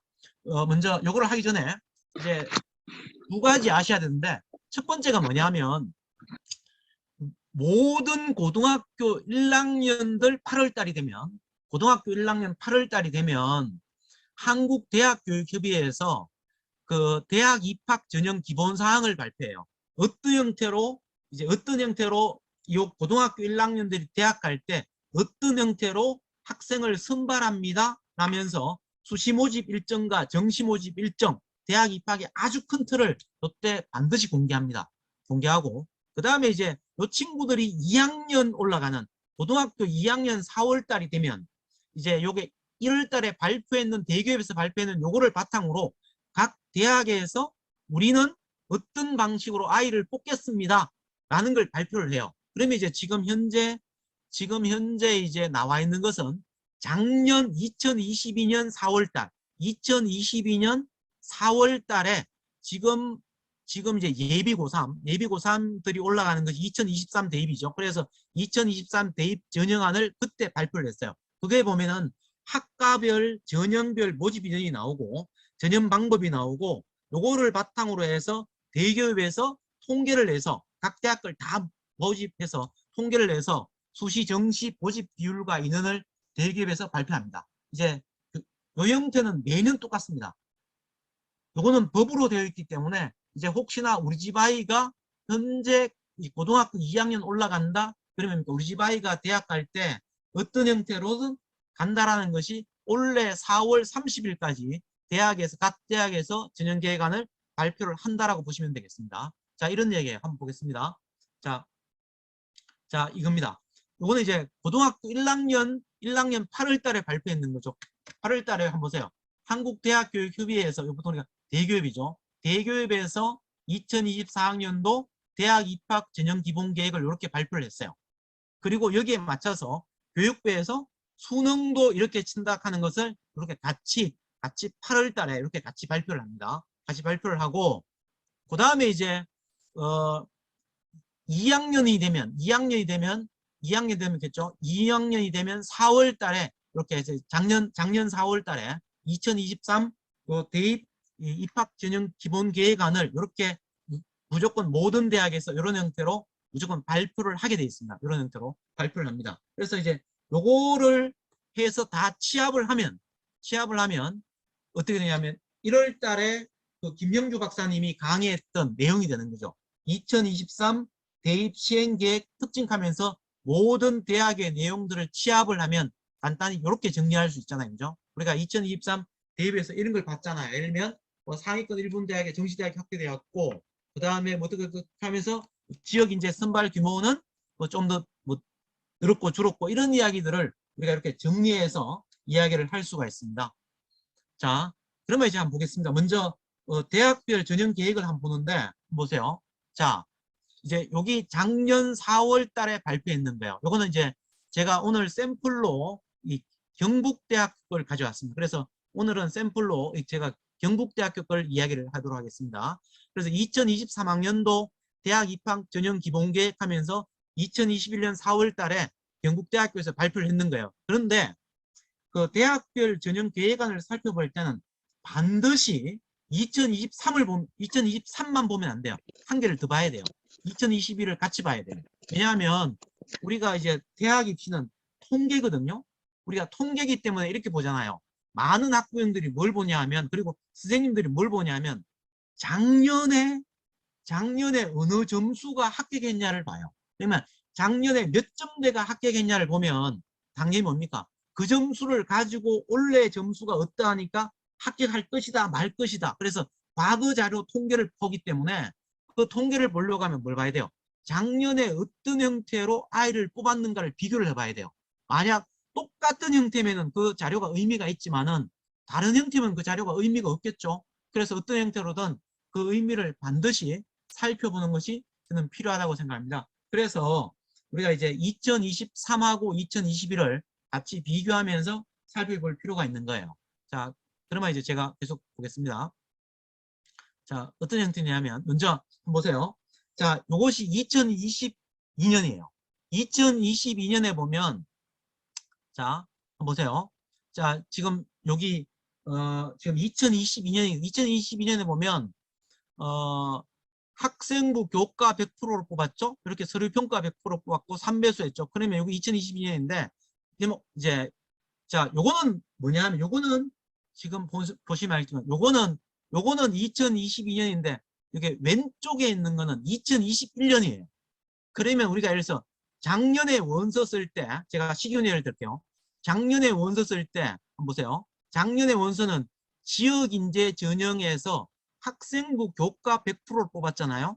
그러면은 근데 재작년에는 지역인재 전형이 학생부 교과 70%에 서류평가 30%였어요. 그러면 우리가 그 말을 바꾸게 하면 재작년에 요 지역인재 데이터와 작년에 지역인재 데이터를 단순 비교하면 안 된다는 거죠. 왜? 학생을 뽑는 방식이 다르기 때문에 단순 비교하면 무조건 떨어져요. 그래서 실제로 요거를 단순 비교해서 원서 내는 친구들 같은 예를 들면 이런 얘기입니다. 자, 어떤 과에서 우리가 이제 재작년에 지역인재 전형에서 예를 들어서 내신 성적 2.5등급이 합격을 했다고 치면 그 2.5등급은 뭐냐면 교과 70%에 서류평가 30%에서 2.5등급이었어요. 그런데 학생부 교과 100%에서 2.5등급이 내면 무조건 떨어지겠죠. 그래서 실제로 요거 2.5등급대를 보고 2.4등급이 나니까 아 합격하겠네 라고 해서 학생부 교과 100%에 2.4등급이 냈으면 무조건 떨어집니다. 이런 형태로 이제 이루어지는 거예요. 그래서 반드시 이렇게 비교를 해봐야 됩니다. 자, 그러면 이제 원래 걸 볼게요. 지금 이제 우리가 원래 거를 보면 원래 거하고 작년 걸 비교합니다. 비교하면 한번 보세요. 학생부 교과 100%, 교과 100% 똑같죠? 그다음에 서류 평가 100% 100% 똑같죠? 다 똑같아요. 뭐만 달라집니까? 지역 인재에서 작년에는 서류 평가 100%가 3배수였는데 올해 2023에서는 5배수로 늘어났다는 거예요. 그러면 이걸 바꿔 얘기하면 이런 얘기죠. 서류 평가 100%를 3배수에서 5배수로 늘렸다. 무슨 얘기예요? 제가 볼 때는 우수 집단이 모인 학교를 조금이라도 더 뽑기 위한 방책이에요. 그래서 이제 5배수로 늘어났다는 얘기는 그다음에 조금 내신 성적은 조금 낮더라도 나머지 비교과 역량이 우수한 아이들을 우리는 뽑겠다. 이런 것을 이제 이 경북대학교에서 발표했는 것과 똑같습니다. 나머지 내용들은 거의 똑같습니다. 이제 이런 형태로 우리가 이제 이걸 비교를 해봐야 돼요. 그 다음에 이제 비교할 수 있는 것이 뭐냐면 수능 최저학력 기준입니다. 수능 최저학력 기준도 한번 보세요. 자, 최저학력 기준 제가 비교 한번 해볼게요. 이거는 뭐냐면 이 최저학력 기준은 지금 2020, 그러니까 재작년 거예요. 그러니까 2021 대입 건데 이제 2021 대입이고 요거는 작년 거예요. 작년 건데 한번 비교해 보세요. 자, 다른 대학은 비교하지 말고 제가 쉽게 비교하기 위해서 요거 비교할게요. 행정학부 비교할게요. 행정학부 비교하면 요때는 3개 등급의 합이 6이었어요. 3개 등급의 합이 6이었는데 작년에는 3개 등급의 합이 7이죠. 좀 더 완화되었죠. 그죠? 완화되었고 그리고 작년에 뭐가 생기냐면 한번 보세요. 재작년에는 학생부 종합전형에는 의대나 치대 빼고는 학생부 종합전형에서는 수능 체제가 없었어요. 그런데 작년에 학생부 종합전형 일반 학생 전형에 수능 최저학력 기준에서 등급의 합을 요거 플러스 1, 예를 들면 요게 7이면 실제로 등급의 합이 8이 되는 거죠. 형태로 여기 작년에 처음 생겼습니다. 처음 생겼고 자, 그 다음에 2023과 비교해 볼게요. 2023은 이렇게 바뀌었습니다. 한번 보세요. 자, 제가 행정학부를 볼게요. 어떻게 바뀌었어요? 아까 3개 등급의 합이 7이었는데 이제 어떻게 바뀌었어요? 2개 등급의 합이 5로 바뀌었어요. 자, 그러면 실제로 2개 등급의 합이 5라는 얘기는 실제로 그렇게 어렵지 않아요. 왜냐하면 여기에서 뭐가 있냐 하면 영어와 탐구가 한 과목밖에 반영되지 않기 때문에 영어는 실제로 지금 뭐예요? 영어는 절대평가잖아요. 그러면은 만약 영어가 어느 정도 등급이 되고 영어가 2등급이 되면 탐구 한 과목만 3등급이 되면 수능 최저는 된다는 얘기거든요. 또 심지어는 학생부 종합 일반 학생 전형 같은 경우는 등급의 합이 플러스 1이니까 2개 등급의 합이 6이에요. 그러면 만약 영어가 2등급이면 탐구는 4등급이 되고 영어가 3등급인 탐구가 3등급이 됐대요. 그래서 그 말을 바꿔 얘기하면 실제로 수능의 영향력은 상대적으로 많이 줄었다는 거예요. 그래서 지금 이제 올해 2023 대입부터는 수능의 영향력은 엄청나게 줄었다라고 볼 수 있습니다. 그러면 수능의 영향력이 줄었다라는 얘기를 바꿔 얘기하면 이제 일단 우리 집 아이는 뭡니까? 최소한 국수영 탐구 한 과목에서 어떤 형태로든 수능의 최저학력이 되게끔 그 만드는 작업을 무조건 해야 돼요. 그래서 제가 볼 때 가장 좋은 것은 영어가 절대평가이기 때문에 영어를 가지고 만드는 작업이 제일 좋겠죠. 그죠? 이제 그 나머지 과목에서 또 하면 되니까. 그래서 일단은 지금 최저학력 기준이 좀 완화되었다라고 볼 수가 있습니다. 자, 그 다음에 또한 중요한 것이 뭐냐면 이제 모집 인원이에요. 모집 인원이 어떻게 왜냐하면 우리가 모집 인원을 잘 살펴봐야겠죠.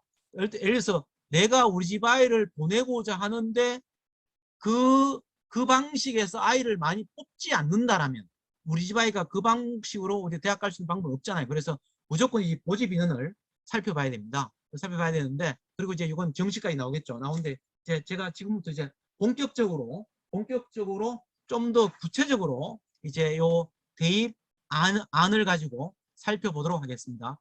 요거는 제가 아까 말씀드렸듯이 2023 경북대학교에서 발표한 대입 입학 전형 기본 계획을 가지고 구체적으로 살펴보도록 하겠습니다. 일단 PPT는 잠깐 중단하도록 하겠습니다. 요거는 2021년 4월 달에 경북대학교에서 발표했는 2023 대입 입학 전형 기본 계획입니다. 요 기본 계획은 지금 이제 예비 고3들을 위한 계획이죠. 아까 말씀드렸듯이 그걸 보겠습니다. 먼저 아까 살펴봤는 거죠. 일단은 기본 틀을 보면은 교과 우수 전형에서 어떤 형태로 뽑는다. 그런 것들을 이제 큰 틀을 한눈에 볼 수 있어요. 이거는 한눈에 볼 수 있고 그냥 넘어가겠습니다. 대입 일정이 나와 있죠. 원서 접수는 2022년 9월 13일부터 17일까지 중에서 이 중에서 3일 이상을 하도록 되어 있습니다. 이렇게 해서 이렇게 있고 면접 일자도 대략 나와 있고 다 나와 있습니다. 나와 있습니다. 자, 그리고 이제 적혔죠. 반드시 이 모집 정원을 살펴봐야 돼요. 그러면 이제 제가 이 모집 정원을 살펴보겠습니다. 자, 한번 보세요. 지금 보면은 그 모집 정원에서 가장 큰 특징이 뭐냐면 경북대학교 같은 경우에 지역 인재 전형이 많이 늘었다는 거예요. 그래서 지금 아까 요게 앞쪽에서 봤듯이 요게 이제 우리가 교과 우수자 전형하고 지역 인재 전형이 있는데 요 지역 인재 전형이 과거에 비해서 상당히 많이 늘었다는 겁니다. 그래서 실제로 지역 인재 전형이 그 2023부터 많이 늘어났습니다. 그런데 이거는 경북대학뿐만 아니고 많은 대학에서 특히 지방에 있는 대학 같은 경우는 지역 인재 전형을 많이 늘렸어요. 많이 늘었습니다. 그래서 일단은 자 그러면 이제 제가 그 중에서 한 대학을 제가 샘플로 들겠습니다. 요거는 이제 그 제가 만약 이제 경영학부 어떤 친구가 선생님 저는 경북대학교 경영학부를 가고 싶습니다. 라고 저한테 얘기했다라고 치고 이제 경북대학교 샘플로 경영학부를 예를 들겠습니다. 자, 경영학부는 어떻게 돼요? 경영학부는 이래 됩니다. 학생부 교과 전형에서 33명을 뽑아요. 그리고 지역인재에서 24명, 그리고 학생부 종합에서 일반 학생 전형이 22명, 지역인재에서 11명 이렇게 뽑죠. 이런 형태로 뽑고 논술에서 27명을 뽑아요. 뽑고 농어촌에서 8명을 뽑습니다. 이렇게 이제 알 수 있겠죠. 그 다음에 쭉 계속 다 넘어오겠습니다. 이제 넘어오면은 정시 모집도 있거든요. 그래서 정시 모집을 보면 이렇게 경영학부는 얼마예요? 정시 모집에서 53명이에요. 그러니까 총 188명을 뽑는데 수시가 130 몇 명을 뽑고 정시가 한 50명 정도를 뽑아요. 그래 뽑으니까 역시 수시의 비율이 절대적으로 많다는 것을 알 수가 있겠죠. 그죠? 그렇습니다. 자, 이제 그러면 본격적으로 제가 하나씩 들어가 보겠습니다. 먼저 수시 모집의 전형 안내입니다. 자, 먼저 첫 번째가 수시 모집에서 봤을 때 학생부 교과 우수자 전형인데 이 전형은 뭐냐면 이 전형은 말 그대로 우리가 얘기했을 때 보통 우리가 얘기하는 내신만 본다는 전형이에요. 내신만 본다는 전형인데 이 전형 같은 경우에는 지원자 모집인은 학과별로 다 다르죠. 아까 우리가 이제 경영학부 같은 경우에 학과별로 다 다르잖아요. 그죠? 그래서 우리가 이제 학과별로 어느 정도 되는가를 이제 판단을 해 보셔야 돼요. 학과별로 어느 정도 되는가를 이제 판단을 해 보셔야 되고, 판단을 해 보셔야 되고, 그 다음에 이제, 보겠습니다. 그러면 이제 여기 지원 자격을 살펴봐야 되는데, 이 지원 자격이 사실은 굉장히 중요해요. 뭐냐면, 지원 자격을 왜 봐야 되냐면, 이제 실제로 현재 고등학교를 다니고 있는 아이들은 지원 자격에서 전혀 문제될 게 없어요. 어떤 경우에는 문제될 게 없는데 이제 여기서 문제된 게 뭐냐면 검정고시예요. 그러니까 검정고시를 하는 아이들은 지원 자격에 문제가 돼요. 당장 어떤 문제가 되냐면 보세요. 작년까지는 여기에 보면 지원 자격이 어떻게 되냐면 작년까지만 하더라도 그 우리가 이제 교과 전형에서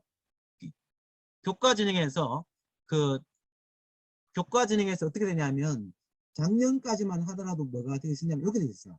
고등학교 졸업자 또는 법령에 의하여 고등학교 졸업 이상의 학력이 있다고 인정되는 자 이렇게 됐어요. 그러니까 요 말을 바꾸게 하면 검정고시 학생들도 지원할 수 있었어요. 그런데 원래 2023년부터는 그게 바뀌었습니다. 어떻게 되냐면 아예 검정고시 자격자는 학생부 교과 교과 전형에 지원할 수 없어요. 이렇게 없도록 바꿨어요. 왜냐하면 작년까지는 검정고시도 이 고등학교 이 어떤 학력이 인정되기 때문에 됐는데 지금은 이렇게 국내 전국 고등학교는 고교 졸업 학력 인정 학교의 하나이라고 되어 있기 때문에 요거는 뭡니까? 이 검정고시는 아니에요. 그래서 이제 올해부터는 그 경북대학교 같은 경우에는 학생부 교과 전형에 검정고시생들은 지원할 수 없습니다. 이렇게 이제 바뀌는 거예요. 바뀌고 그다음에 이제 선발 이제 사정 방법을 보면은 이렇습니다. 사정 방법을 보면 학생부 교과가 100%예요. 학생부 교과가 100%죠. 교과 100%로 이렇게 바뀌었습니다. 교과가 100%니까 교과가 100%고 이제 그러면 학생부에서 어떻게 반영하느냐? 학생부에 반영하는 방법은 학생부 반영 방법은 33, 34페이지에 나오거든요. 그럼 33, 34를 보겠습니다. 한번 보겠습니다. 자, 33을 보면 이래야 됩니다. 학생부 반영 방법은 자, 학생부 반영 방법이죠. 반영 방법은 인문과 자연계열은 자, 인문을 보면 국어, 수학, 영어, 사회, 과학, 한국사 다 반영해요. 그러니까 주로 여기 이제 지방 국립대 특징이에요. 일반적으로 사립대 같은 경우는 인문계는 국어, 수학, 영어, 사회, 한국사만 반영. 그러니까 서울 지역의 사립대나 지방의 사립대도 거의 대부분의 사립대는 똑같습니다. 사립대는 어떻게 보냐면 국어, 수학, 영어, 과학, 한국사의 그 내신 성적을 보는데 그 지방 국립대는 인문, 자연계 공이 똑같습니다. 국어, 수학, 영어, 사회, 과학, 한국사. 그러니까 문과라도 과학을 보고 이과라도 사회를 보는 형태로 이렇게 다 지금 바뀌어서 운영하고 있습니다. 이거는 작년부터 바뀌었어요. 바뀌었고 그 다음에 이제 이 교과를 보면 이렇게 나오죠. 각 교과별로 이렇게 내신 등급의 등급 점수가 나옵니다. 나오죠. 나오고 그 다음에 진로 선택 과목은 진로 선택 과목 중 성취도가 높은 상위 3개 과목을 반영한다. 라고 그러니까 모든 과목을 진로 선택 과목 모든 과목을 반영하는 것이 아니고 이렇게 상위 3과목만 반영한다라고 나와 있습니다. 나와 있기 때문에 우리가 요거를 보고 만약 이제 우리 집 아이가 진로 선택 과목에서 어떤 과목에서 A를 받았다. A를 받은 과목이 3과목이 되면 3학년 때는 뭡니까? 진로 선택 과목을 만약 경대를 가고자 한다면 진로 선택 과목은 실제로 조금 공부를 조금은 소홀히 하고 다른 과목에 좀 더 집중할 수도 있겠죠. 이런 식으로 해서 우리 집 아이의 성적을 보고 요거를 진단할 수 있습니다. 그러니까 모든 과목을 할 필요는 없고 진로 선택 과목은 상위 3과목만 가점을 받도록 이렇게 하면 되고 나머지 일반 선택 과목하고 공통 과목은 전부 다 1에서 9등급을 이렇게 반영한다는 것을 알 수 있겠죠. 자, 그 다음에 또 수능 최저학력 기준이 있어요. 뭐냐면 아까 수능 최저학력 기준 봤잖아요. 35페이지에 나오는 요겁니다. 바로 수능 최저학력 기준은 바로 이거죠. 자,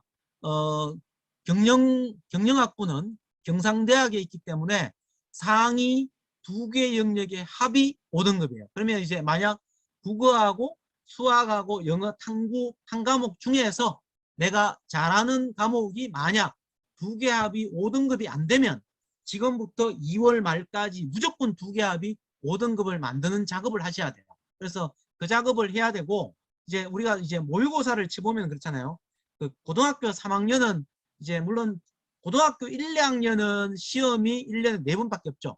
3월, 6월, 9월, 11월 4번밖에 없지만은 고등학교 3학년은 3월, 4월, 6월, 7월, 9월, 10월 이렇게 6번이 있고 마지막 시험이 수능이에요. 수능인데 그 중에서 재학생만 치는 시험은 3월, 4월, 7월, 10월은 재학생만 치고 6월, 9월 수능은 재수생까지 같이 치는 시험이기 때문에 무조건 최저학력 기준을 맞추는 것은 재수생이 치는 시험이에요. 그래서 보통 일반적으로 6월달 모의평가 시험에서는 재수생이 대략 한 7만 명 정도가 응시하고 그 다음에 9월달 모의평가 시험에서는 재수생이 한 8만 명 정도 수능에서는 일반적으로 재수생이 한 13만에서 한 15만 정도가 응시합니다. 응시하기 때문에 최소한 6월달 모의평가에서 상위 2개 영역의 합이 5는 무조건 돼야 됩니다. 그래야지만이 수능에서도 합격 그렇게 될 수 있는 가능성이 높겠죠. 이런 식으로 이제 우리가 수능 최저 기준을 살펴보고 이 기준을 맞추려고 애를 써야 됩니다.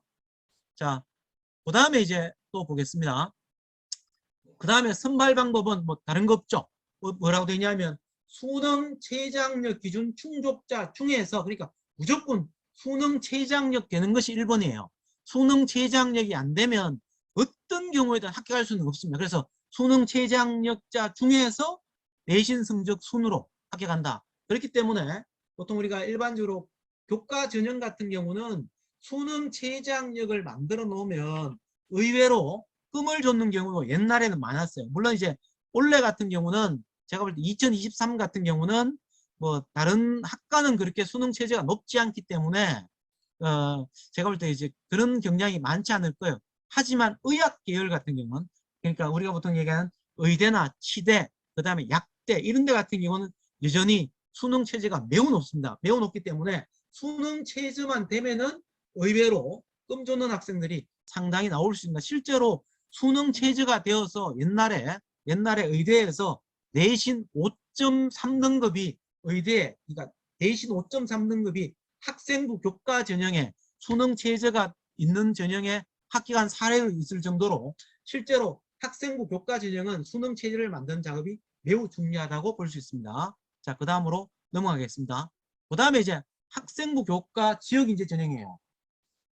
자, 학생부 교과 지역인재 전형은 뭐냐면 이거는 말 그대로 지역인재 전형이기 때문에 대구, 경북 아이들만 낼 수 있어요. 요거는 다른 학생들은 못 내요. 대구, 경북 아이들만 내기 때문에 매나 똑같죠. 근데 요거를 바꿔 얘기하면 자제분들도 다른 지역에 가서 그 지역인재 전형을 못 내요. 왜? 대구, 경북에서 고등학교를 졸업했기 때문에. 이제 요거는 고등학교 졸업 기준이에요. 그래서 대구, 경북 고등학교에서 졸업한 학생으로 내는데 왜나 선발 방법은 똑같아요. 똑같고 학생부 교과 100% 똑같고 다만 의예과인 경우에는 의예과는 내신이 80%고 면접 20%가 존재합니다. 의예과는 여기 다르고 나머지는 똑같습니다. 그리고 학생부 반영 방법은 아까 봤던 학생부 교과 일반 그 전형과 똑같습니다. 똑같고 의예과인 경우에 인적성 면접이 20%가 있다는 거예요. 다음에 수능 최저학력 기준도 아까 봤던 학생부 교과 일반 학생 전형과 기준은 똑같습니다. 이제 그런 방식으로 선발한다는 거죠. 그 다음에 이제 학생부 종합전형을 살펴보겠습니다. 학생부 종합전형은 일반 학생 전형인데 이 종합전형은 크게 두 가지인데 하나가 학생부 종합 일반 학생 전형이 있고 하나가 학생부 종합 지역인재 전형이 있는데 학생부 종합 일반 학생 전형과 요거의 그 지역인재 전형의 가장 큰 차이는 수능 체제예요. 그러니까 학생부 종합 일반 학생 전형은 수능 체제가 있습니다. 수능 체제가 있고 지역인재 전형은 수능 체제가 없어요. 그런 차이를 가지고 있는데 자, 학생부 종합 일반 학생 전형 같은 경우는 일반 학생 전형은 요거는 검정고시생들도 지원할 수 있어요. 검정고시생도 지원할 수 있는데 실제로 검정고시생이 여기에 지원해서 합격하기는 굉장히 힘들겠죠. 그죠? 그래서 있는데 요 전형은 서류평가로 그냥 끝납니다. 그러니까 단계별 전형이 아니고 원서만 내면 무조건 끝까지 가요. 끝까지 가는데 그러면 서류평가에서 뭘 받느냐? 학생부만 봐요. 학생부만 보는데 보는 항목은 크게 네 가지죠. 학업 역량, 전공 적합성, 발전 가능성, 인성 요 네 가지를 봐요. 네 가지 보는데 학업 역량을 이제 경북대학교 같은 경우에 학업 역량을 35%, 전공 역량을 35%, 그 다음에 발전 가능성을 20%, 인성을 10% 이렇게 해서 35, 35, 20, 10% 이렇게 해서 종합적으로 평가합니다. 평가하고 그 다음에 수능 최저학력 기준은 아까 받는 것에서 플러스 1등급. 예를 들면 두 개 영역의 합이 5이면 얼마예요? 수능 최저학력 기준이 여기는 두 개 영역의 합이 6이 되겠죠. 이런 형태로 바로 학생부 종합 일반 학생 전형은 수능 최저학력 기준. 자, 그러면 이제 학부형 그런 얘기 하죠. 뭐 수능 최저학력이 그렇게 큰 영향력이 있을까요? 라고 하는데 학생부 종합 전형은 실제로 수능 최저학력 기준이 어느 정도 영향력이 있습니다. 전혀 없는 건 아니에요. 왜냐하면 학생부 종합 전형을 준비하는 학생들이 어떤 학생이냐면 실제로 우리가 그 어떤 친구는 내신 성적을 좀 준비는 했지만은 그건 이제 학교급이 다르잖아요. 예를 들어서 A 고등학교와 B 고등학교의 학력의 차이가 있거든요. 그 학력의 차이를 봤을 때 실제로 그래도 학력의 차이를 조금이라도 인정해 주는 거죠. 인정해 주는 것이 학생부 종합 일반 학생 전형이에요. 그래서 실제로 원래 경북대학교의 입시 결과를 보면 대구 수성구 지역에서 아이들이 상대적으로 많이 들어갔어요. 많이 들어갔던 이유가 뭐냐면 학생부 종합 일반 전형에서 수능 최저학력 기준이 생기면서 이 수능 최저학력 기준에 통과되는 아이들 중에서 서류 평가를 해서 합격을 하다 보니까 어떤 결과냐면 수능 최저학력 기준을 맞추는 아이들이 그렇게 많지 않았다는 거예요. 그런데 여기에 비해서 학력이 조금 우수한 대구 수성구 지역의 아이들이 많은 학생들이 여기에서 합격을 했다는 거죠. 그래서 제가 봤을 때 학생부 종합 일반 학생 전형은 수능 최저학력 기준이 크게 높지는 않지만은 그래도 상대적으로 상당히 학생들을 좀 걸러주는 안전장치가 될 것이다. 제가 봤을 때는 최저학력 기준이 높든 안 높든 이 정도가 되면은 일반적으로 봤을 때 지원자들의 한 40% 정도는 아예 최저학력 기준이 안 돼서 탈락한다라고 저는 보여집니다. 그렇게 예측할 수 있겠습니다. 자, 그 다음에 이제 학생부 종합 지역인재 전형인데 학생부 종합 지역인재 전형은 말 그대로 요거는 이제 아까 했듯이 학생부 종합 일반 학생 전형에 한번 보세요. 이게 굉장히 많이 뽑죠. 744명을 뽑는 데 비해서 여기는 얼마 안 뽑아? 238명밖에 안 뽑아요. 안 뽑지만은 이게 왜 중요하냐면 요거는 대구 경북 아이들만 내는 거죠. 그래서 대구 경북 아이들 중에서 좀 수능 체제가 안 되더라도 고등학교 생활을 충실히 했는 학생이면 우리 대학에서는 좀 뽑겠다라는 것을 보여주는데 한 가지 달라진 게 뭐겠어요? 작년에는 3배수였지만 올해는 5배수로 늘어났다는 거예요. 5배수로 늘어났다는 얘기는 뭐냐면 실제로 내신 성적이 조금 떨어지더라도 뽑겠다. 그 말을 바꿔 얘기하면 우수 집단이 모인 학교에서 내신 성적이 좀 부족하더라도 서류 비교과 관리를 좀 잘하면은 우리 대학에서는 1단계를 통과시키겠다. 통과되어서 만약 네가 2단계 면접에 와서 너의 우수성을 보이면 충분하게 너한테도 합격의 기회를 주겠다라는 얘기예요. 그래서 5배수로 늘렸다라는 얘기는 내신 성적이 조금 떨어지더라도 비교과 역량이 있는 학생들한테 기회를 준다는 거예요. 그래서 그 말을 바꾸면 맞겠죠. 내신 성적이 좀 떨어지더라도 비교과 역량이 있다는 얘기는 그만큼 전공 적합성에 대한 역량을 많이 보겠다. 그리고 학생부 상에 나타나는 심화학습을 했는 내용이 얼만큼 있는가를 보겠다라는 얘기예요. 그래서 이제 그렇게 해서 평가할 수 있습니다. 그래서 이제 보면은 서류 평가를 보면 학업 역량, 전공 적합성, 발전 가능성, 인성 이런 것들을 종합적으로 해서 아이를 선발하고 있습니다. 그죠? 그리고 면접도 똑같아요. 면접은 주로 학생부 내용을 가지고 학생부 내용 중심으로 거의 면접을 합니다. 학생부 중심으로 거의 대부분 면접이 이루어지기 때문에 그래서 뭐 물론 이제 수험생 개인별로 평가 기준에 따라서 종합적으로 평가하는데 주로 학생부 내용 가지고 평가하고 가끔 전공에 대한 내용 한두 가지 정도를 묻는 경우가 있습니다. 이렇게 해서 이루어집니다. 그래서 됐죠. 자, 그리고 이거는 아까 했듯이 수능 최저학력 기준은 없습니다. 자, 그 다음에 이제 학생부 종합 뭐 국가보훈 대상자 이런 거는 뭐 생략하도록 하겠습니다. 그냥 가벼운 거니까. 그 다음에 사회배려자도 이것도 생략하겠습니다. 그 다음에 고졸재직자 생략하겠습니다. 그 다음에 영농창업 생략합니다. 그 다음에 이것도 생략하겠습니다. 많이 뽑으니까. 자, 그 다음에 논술 잠깐 보겠습니다.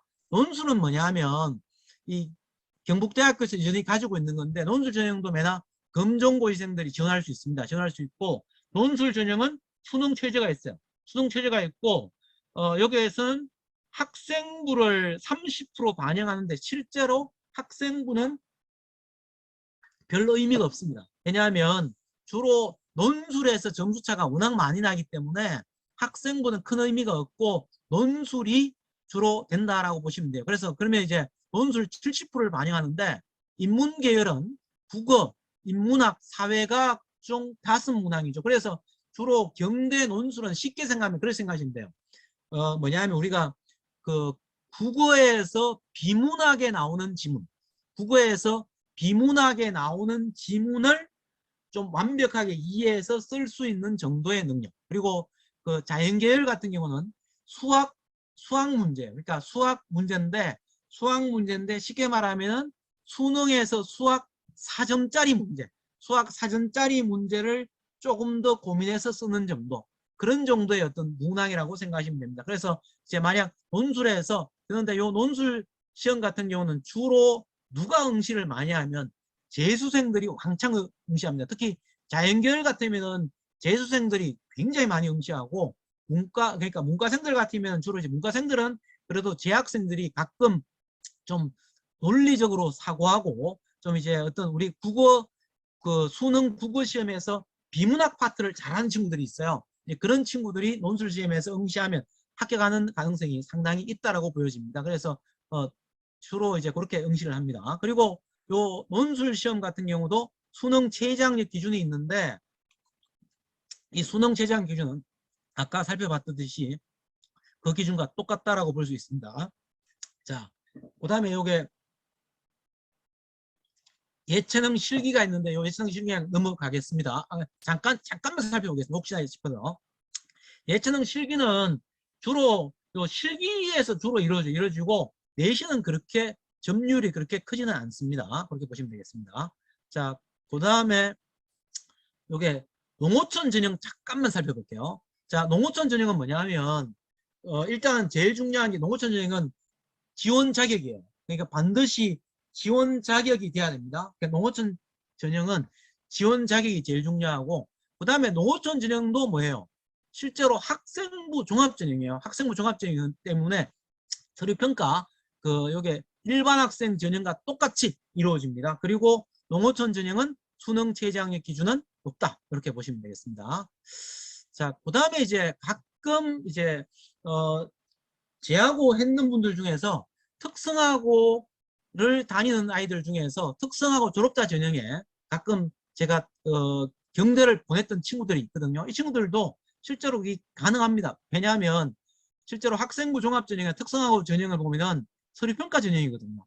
그래서 학생부 종합전형처럼 미리미리 준비를 하면 경대에서 봤을 때 이 친구는 충분하게 합격할 수 있겠네 해서, 지금 물론 선발 인원이 많지 않아요. 선발 인원은 많지 않지만은 조금만 준비하면, 실제로 1학년 때부터 차근차근 준비하면 특성화고 전형이라도 경북대학교를 갈 수 있는 기회가 충분히 있고, 제 경험에 의하면은 이렇게 했는 아이들 중에서 상당수의 학생들이 제가 이제 이렇게 대학을 보냈습니다. 그래서 제가 볼 때 충분히 가능할 것 같습니다. 이런 것도 있다는 것 정도만 참고하시기 바랍니다.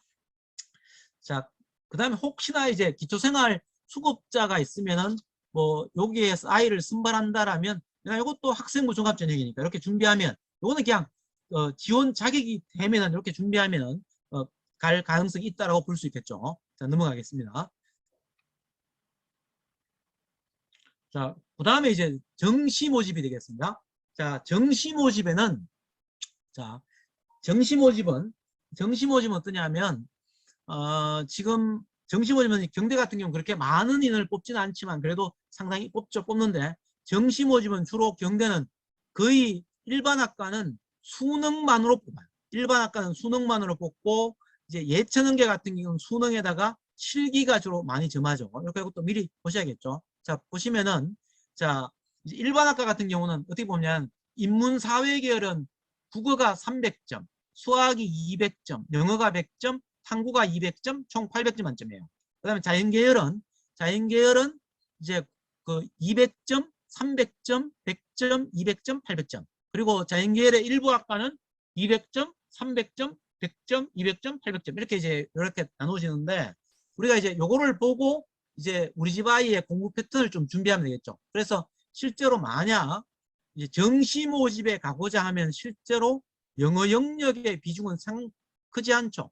영어 영역의 비중은 크지 않고 오히려 영어보다 탐구 영역의 비중이 크다는 거예요. 이제 그래서 만약 우리 아이가 정시 모집에 포인트를 두고 있다라면 이제 그런 고민도 하셔야 돼요. 하셔야 되는데, 이걸 잠깐 좀 더 살펴보겠습니다. 한번 보세요. 자, 그래서 이제 올해부터 하나 달라지는 걸 말씀드리겠습니다. 왜냐하면 자연계열의 일부 학과, 이건 2023부터 달라집니다. 자연계열에서 일부 학과 이렇게 A, B에 해당되는 과들은 수학에서 확통을 선택해도 여기에 지원할 수 있어요. 확통을 선택해도. 그러니까 쉽게 말해서 문과를 했는 아이들도 자연계열 요과를 지원할 수 있어요. 있지만 다만 학통을 했는 아이들은 표준 점수에서 5%를 감산, 5%를 이제 감산시켜요. 시키기 때문에 요까지 고민을 하셔야 돼요. 그래서 이제 그러니까 쉽게 말해서 아무래도 수학에서 확통을 공부하는 그 시간이랑 미적분을 공부하는 시간은 다르겠죠. 확통을 공부하는 시간이 총 한 5시간 정도가 필요하다면 미적분을 공부하는 시간은 보통 한 10시간 정도가 필요하거든요. 그래서 보통 이제 우리가 확통을 공부를 하는 아이들이 가끔 있어요. 자, 예를 들면 이런 친구들입니다. 자, 자연계열에서 선생님, 저는 간호학과를 가고 싶어요. 자, 간호학과를 가고 싶은 아이들은 이게 자연계열 일부 학과에 속하거든요. 그러면은 그 친구들은 실제로 수학에서 꼭 미적분을 하지 않아도 돼요. 안 하고 확통을 해도 됩니다.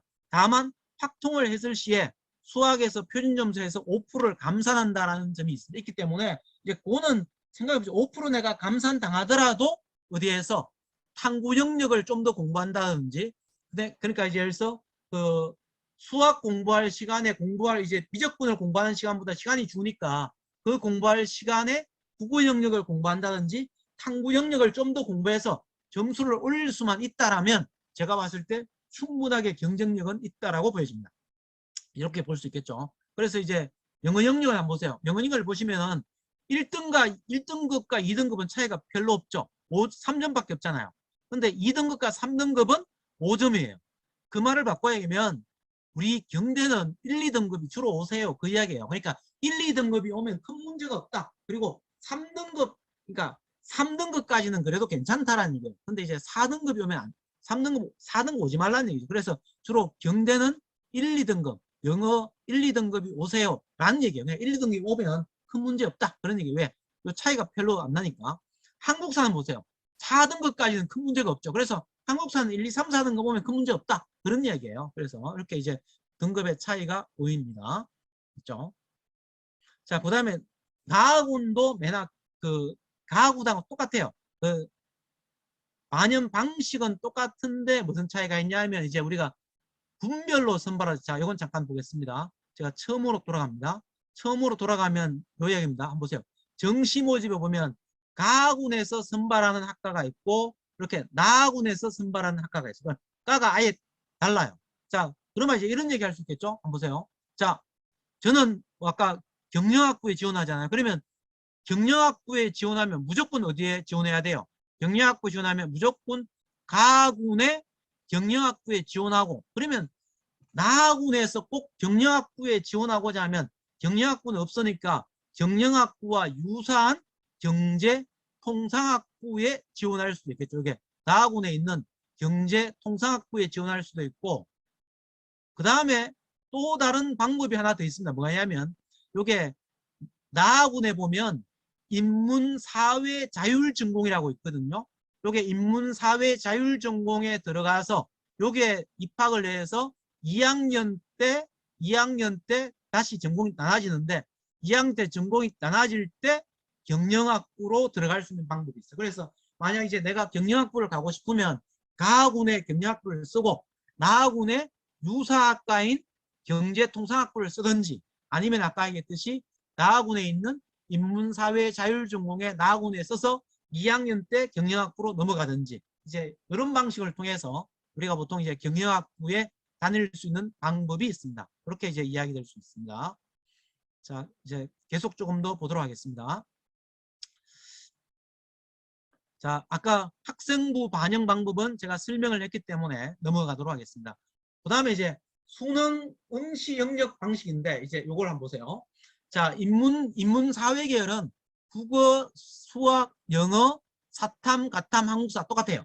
똑같고, 다음에 이제 자연 계열은 이래 됩니다. 자연 계열은 A가 있고 B가 있어요. A가 있는데, 자, A에 속하는 과가 이런 데입니다. 생명과학부, 다음에 사범대학, 수학교육과 제약, 그 다음에 그 농생대, 이런 데 제외, 그 다음에 생과대, 그 다음에 B에 속하는 데가 이제 이런 데 산림과학, 조경, 아동, 간호학과, 이제 이런 데는 전부 다 AB예요. AB인데 AB의 특징은 뭐냐 하면 자, 요게 보세요. A는 반드시 과탐을 봐야 돼요. A는. 그런데 B에 속하는 데는 사탐, 과탐 상관없어요. 그러니까 예를 들어서 아까 얘기했죠. 내가 간호학과를 가고 싶다. 간호학과를 가고 싶으면 국어, 수학, 영어, 사회를 해도 관계없다는 얘기예요. 그리고 수학도 어떤 걸 해도 관계없어요. 그리고 여기도 수학을 확통을 해도 관계없다는 얘기예요. 다만 수학을 확통을 했을 때는 5% 감점이 있다고 했죠. 5% 감점이 있고, 다만 요과를 제외하고 나머지 보통 우리가 아는 막 공대 있잖아요. 예를 들면 전자공학과, 기계공학과, 전기공학과 이런 데 같은 경우는 반드시 국어, 수학은 미적이나 기하 중에서 하나를 해야 돼요. 그리고 영어를 해야 되고 반드시 과탐을 해야 됩니다. 이제 이런 형태로 수능이 지정되어 있습니다. 있기 때문에 이걸 참고를 하셔야 돼요. 자, 아까 수능 최저학력 기준은 살펴봤죠. 살펴봤기 때문에 그냥 넘어가도록 하겠습니다. 뭐 아까 우리가 의학계열 잠깐 보면 의학계열 같은 경우는 한번 보세요. 상위 3개 영역의 합이 3입니다. 그러니까 탐구는 2과목이에요. 그러면 이제 이런 얘기죠. 영어 1등급, 그다음 국어 1등급, 탐구 2과목 1등급 이렇게 하면 되거나 아니면 뭐 국수형 1등급 이렇게 되겠죠. 굉장히 어렵죠. 실제로 어렵습니다. 이제. 자, 넘어가겠습니다. 이제 이렇게 해서 이제 일반적으로 모집 요강까지 다 살펴봤습니다. 다 살펴봤는데 제가 아까 이제 요거 일단 중지하고 제가 또다시 잠깐 말씀드리도록 하겠습니다. 자, 아까 이제 그래서 제가 일단은 2023 대입 모집 요강을 구체적으로 살펴봤는데 뭐 학부모님들 지금 제 강의를 들어봐서 알겠지만은 지금 사실은 그 1월 달에 강의했던 내용은 일반적인 강의에 대한 내용이기 때문에 그렇게 좀 지겹지 않을 수 있는데 이거 같은 경우는 전부 다 이제 서류를 보고 실제로 우리가 하나씩 살펴보는 내용이기 때문에 조금 지루한 감이 있지만 그래도 구체적으로 하나하나씩 살펴보는 내용이기 때문에 혹시나 이제 뭐 이 궁금했던 내용들을 이렇게 정리할 수 있는 아까 했듯이 학생부 교과 전형은 학생부 교과 우수자 전형, 학생부 교과 지역인재 전형 이렇게 살펴봤죠. 그 다음에 학생부 종합 전형은 학생부 종합 일반 학생 전형, 그 다음에 학생부 종합 지역인재 전형 이렇게 살펴봤습니다. 그 다음에 또 우리가 봤던 이제 논술 전형이 있죠. 이렇게 논술 전형이 있고 논술 전형이 있었고 그 다음에 농어촌 전형이 있었고 그 다음에 정시 모집에 가군과 이렇게 나군 이렇게 뭐 가군과 나군이 있었고 여기에서 이제 국어, 수학, 영어의 각각의 반영 비율이 이렇게 있었습니다. 이제 이런 것들을 중심으로 해서 뭐 이런저런 얘기를 살펴봤습니다. 이제 여기까지 오늘 제가 기본적으로 강의할 내용은 다 했습니다. 다 했고 이제 지금부터 제가 일부러 그 질의 시간을 굉장히 많이 좀 남겼습니다. 그 이야기는 뭐냐면 모집 요강을 살펴보고 나오면은 굉장히 많은 질의 응답이 있지 않을까라는 생각이 들었고 그 다음에 이제 또 고교학점제가 실제로 아직까지 옳게 시행을 안 했지만은 분명히 학부모님들 중에서 궁금하신 분들 많을 것 같아서 제가 한 질의응답 시간을 한 20-30분 정도 지금 남겨놨거든요. 그래서 혹시나 조금이라도 궁금한 내용들이 있으면은 저한테 질의응답을 해주시면 되겠습니다. 지금부터는 제가 본 화면을 보면서 질의응답을 받도록 하겠습니다. 제가 먼저 그걸 하기 전에 한 가지 얘기하면 목요일 날 강의 주제가 3가지거든요. 첫 번째가 뭐냐면 수시 모집 지원 전략 세우기. 그러니까 이제 예를 들어서 고등학교 3학년이라고 생각하고 고등학교 3학년이라고 생각하고 수시 모집 지원 전략을 어떻게 세울 거냐 그 이야기를 제가 먼저 해드리고 두 번째는 이제 나만의 대입 전략 세워볼 겁니다. 그 다음에 세 번째는 제가 이제 보통 우리가 학교에서 많은 시험 중에 한 개가 학력평가 그 성적표잖아요. 보통 우리가 모의고사 성적표. 그 모의고사 성적표를 보았을 때 그 성적표를 어떻게 활용할 거냐. 그 이야기를 다음 시간에 목요일 날 제가 세 꼭지에 대해서 말씀드릴 겁니다. 그 세 부분을 제외하고 나머지 진로 진학에 대한 어떤 거라도 관계없습니다.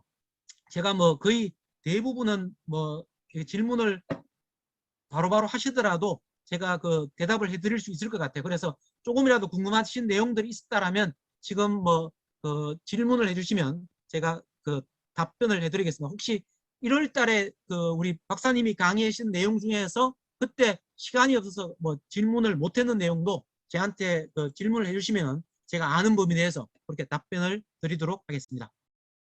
제가 지금부터 그 채팅창에 올라 있는 순서대로 그렇게 답변을 드리도록 하겠습니다. 첫 번째 어머님입니다. 예비 중1입니다.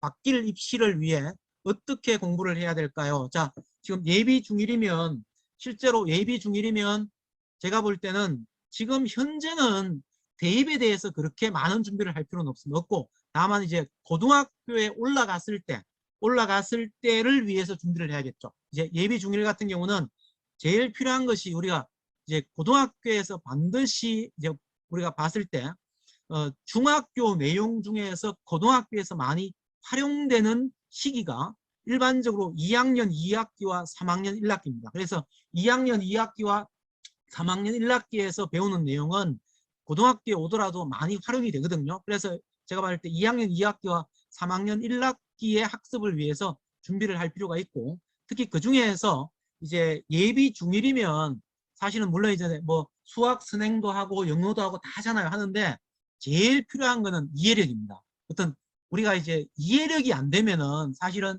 수학도 어느 정도 한계를 가질 수밖에 없거든요. 그러니까 수학 문제도 이제 물론 이제 수학을 이제 공식을 몰라가지고 문제를 못 푸는 경우도 있지만은 그것보다는 수학 문제를 이해를 못해요. 그래서 이제 저는 제가 이제 학생들한테 그런 얘기 하거든요. 수학 문제를 줬을 때 제가 문제를 풀기 전에 이 문제에 대해서 먼저 설명을 해봐라. 이 문제를 어떻게 풀 거냐. 이 문제에서 요구하는 어떤 공식이 뭐냐. 이걸 설명하라고 하거든요. 그러면은 대부분의 아이들은 그 문제 내용을 이해를 못하기 때문에 제가 볼 때 예비 중1 때 가장 필요한 건 저는 그 어떤 독서를 통한 독서 이해력이라고 생각합니다. 그래서 가능하면은 좀 책을 많이 읽히는데 가장 좋은 책은 교과서입니다.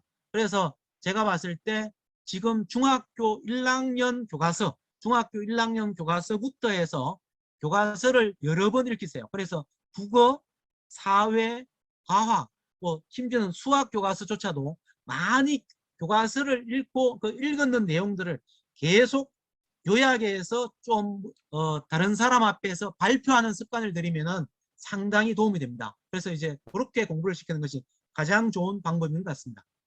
자, 그 다음에 두 번째 질문 갑니다. 의대 준비 어찌하나요? 올해 기준 고등학교 1학년. 자, 지금 이제 의대 준비를 하려고 하면 당연히 제가 볼 때 1학년 때는 솔직히 말씀드리면 그 고등학교 1학년 때 가장 필요한 거는 일단은 첫 번째는 내신 성적입니다. 그래서 일단 중간고사 때 내신 성적을 어느 정도 나와야 돼요. 저도 이제 제가 의대를 준비해서 의대를 보내지만은 제 경험에 의하면은 학생부 종합전형에서 저도 의대를 보냈는 친구 중에서 내신이 가장 낮은 친구는 1.93등급이었습니다. 저도 사실은 2등급대를 학생부 종합전형에 저는 아직까지 한 번도 보내본 경험은 없습니다. 주로 제가 1.7, 1.8, 1.9까지는 1.93까지는 보내본 경험이 있는데 그렇게 치면은 제가 봤을 때 일단은 가장 필요한 거는 1학년 1학기 중간고사에서 승부를 봐야 돼요. 그래서 지금 중간고사 준비를 좀 미리 좀 해야 되고 일단 중간고사 성적을 잘 보고 1학기 내신 성적을 관리하는 게 무조건 1번입니다. 그러니까 그리고 이제 두 번째는 이제 우리가 비교과에서 여러 가지 비교과를 나중에도 준비할 수 있는데 3월 달에 해야 되는 것은 동아리예요. 그래서 동아리가 가능하다면은 의학과 관계되는 동아리, 예를 들면 수학과 과학과 수학이나 과학에 관계되는 동아리에 가입하는 것이 일단은 가장 급습니다. 그렇게 해서 1학기 중간고사 내신 성적을 보고 이제 그거를 보고 제가 아까 말씀드렸잖아요. 제일 중요한 건 현황을 무조건 인정을 해. 객관적으로 인정하고 그 다음에 어떻게 보완할 거냐. 그 보완할 때 의대에 대한 준비에서 여러 가지를 보완할 수 있는데 제가 볼 때는 일단 1학기 때까지는 그 중간고사, 기말고사 내신 성적 관리가 저는 무조건 1번이라고 생각합니다. 내신 성적 관리하고 나서 1학기 그러니까 1학기 한 7월달 기말고사 치고 나서 만약 비교과를 조금 준비할 수도 있겠고 그 다음에 최소한 중간고사 이후에 비교과를 준비해도 늦지 않거든요. 그래서 이제 할 일은 중간고사 대비 1번 그 다음에 동아리에 수학이나 과학 관련 동아리에 가입하는 거 2번 요 두 가지만 하세요. 두 가지만 하고 혹시나 그 중간에 이제 수행평가 뭐 이런 것들에서 만약 이제 진로와 관계되는 것들이 나온다라면 수학과 과학에 관계되는 것 혹은 의학에 관계되는 것들에 대해서 조금씩 작성해 두는 것도 필요하다고 생각합니다. 자, 그 다음에 세 번째 질문 넘어갑니다. 예비 중위는 고교학점제가 대입은 반영되지 않고 수업은 고교학점제로 이해했는데요. 자, 지금 이제 예비 중위잖아요. 지금 예비 중위는 그렇죠. 아니 예비 중위는 고교학점제를 합니다. 학교에서 하는데 그 고교학점제는 완전한 고교학점제가 아니고 시범 운영되는 고교학점제예요.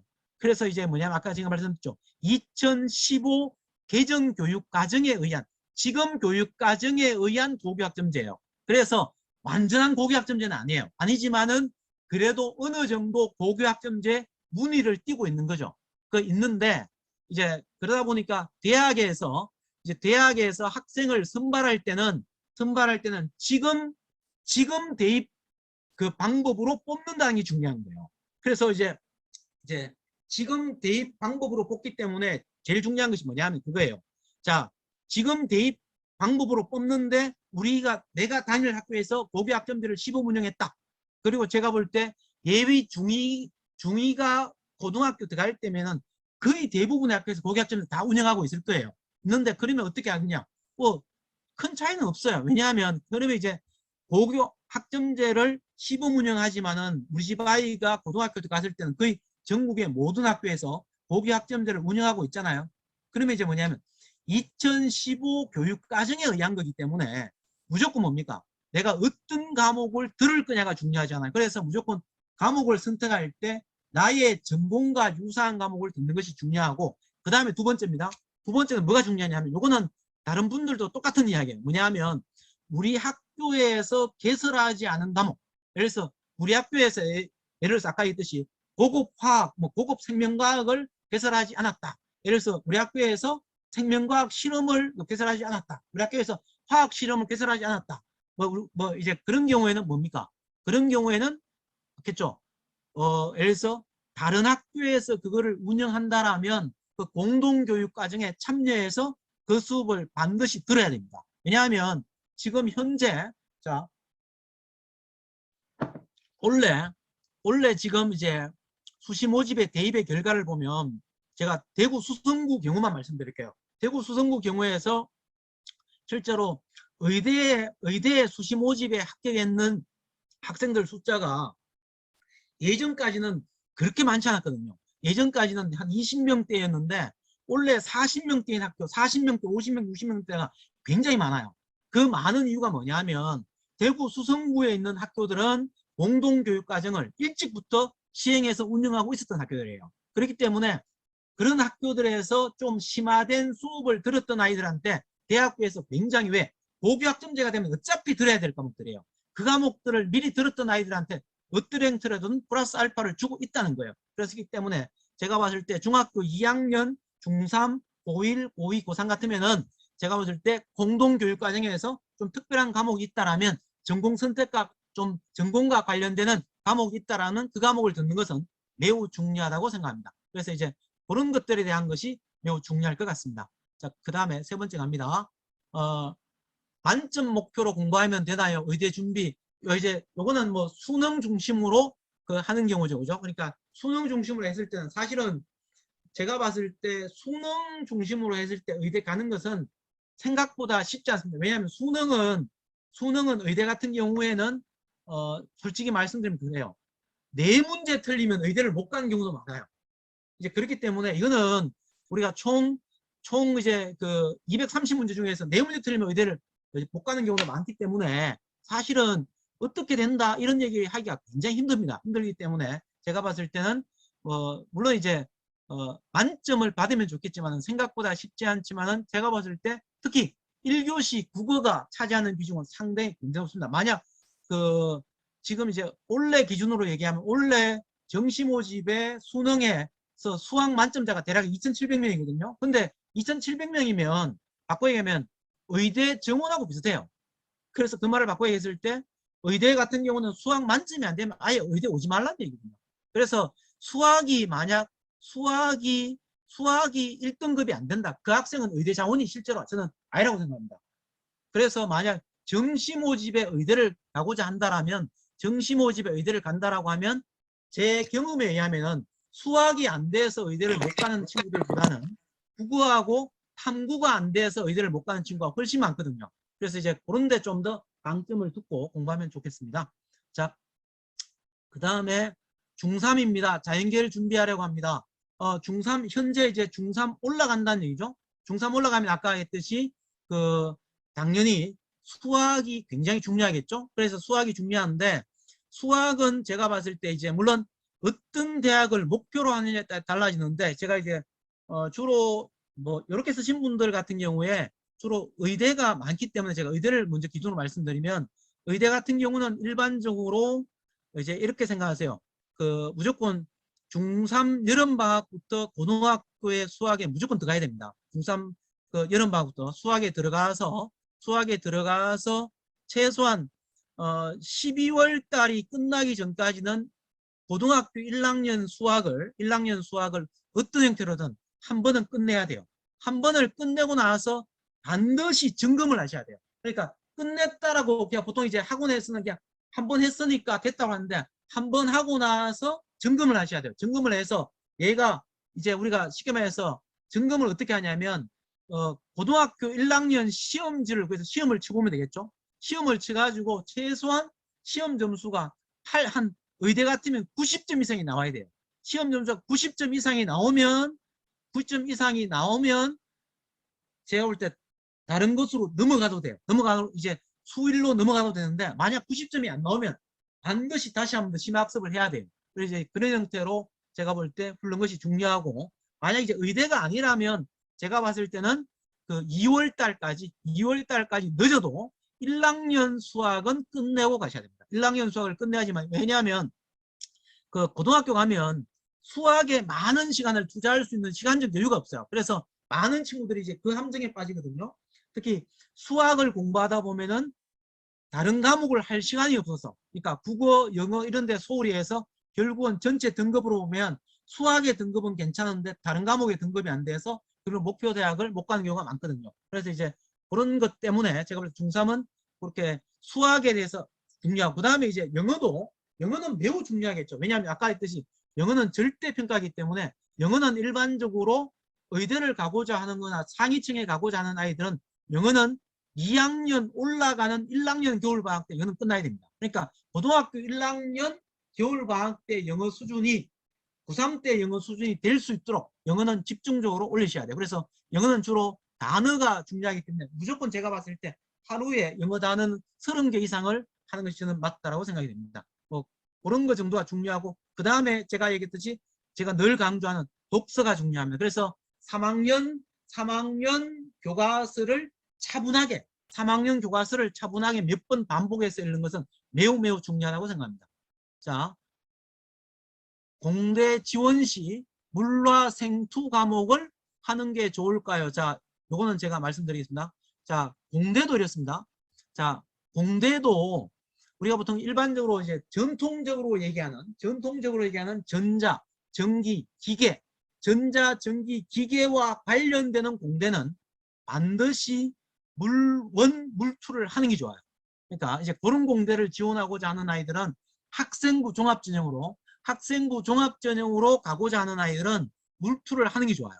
하는 게 좋고 대학에서도 물투를 했느냐 아니냐가 굉장히 중요합니다. 중요하고 실제로 이제 그런 공대를 지원하는 아이들 입장에서는 실제로 중요한 과목이 물투와 화투입니다. 물투와 화투가 중요하지 생투는 상대적으로 아까 했듯이 전자, 전기, 기계 이런 데서는 그렇게 중요하지 않은 과목이라 물투와 화투보다는 중요하지 않아요.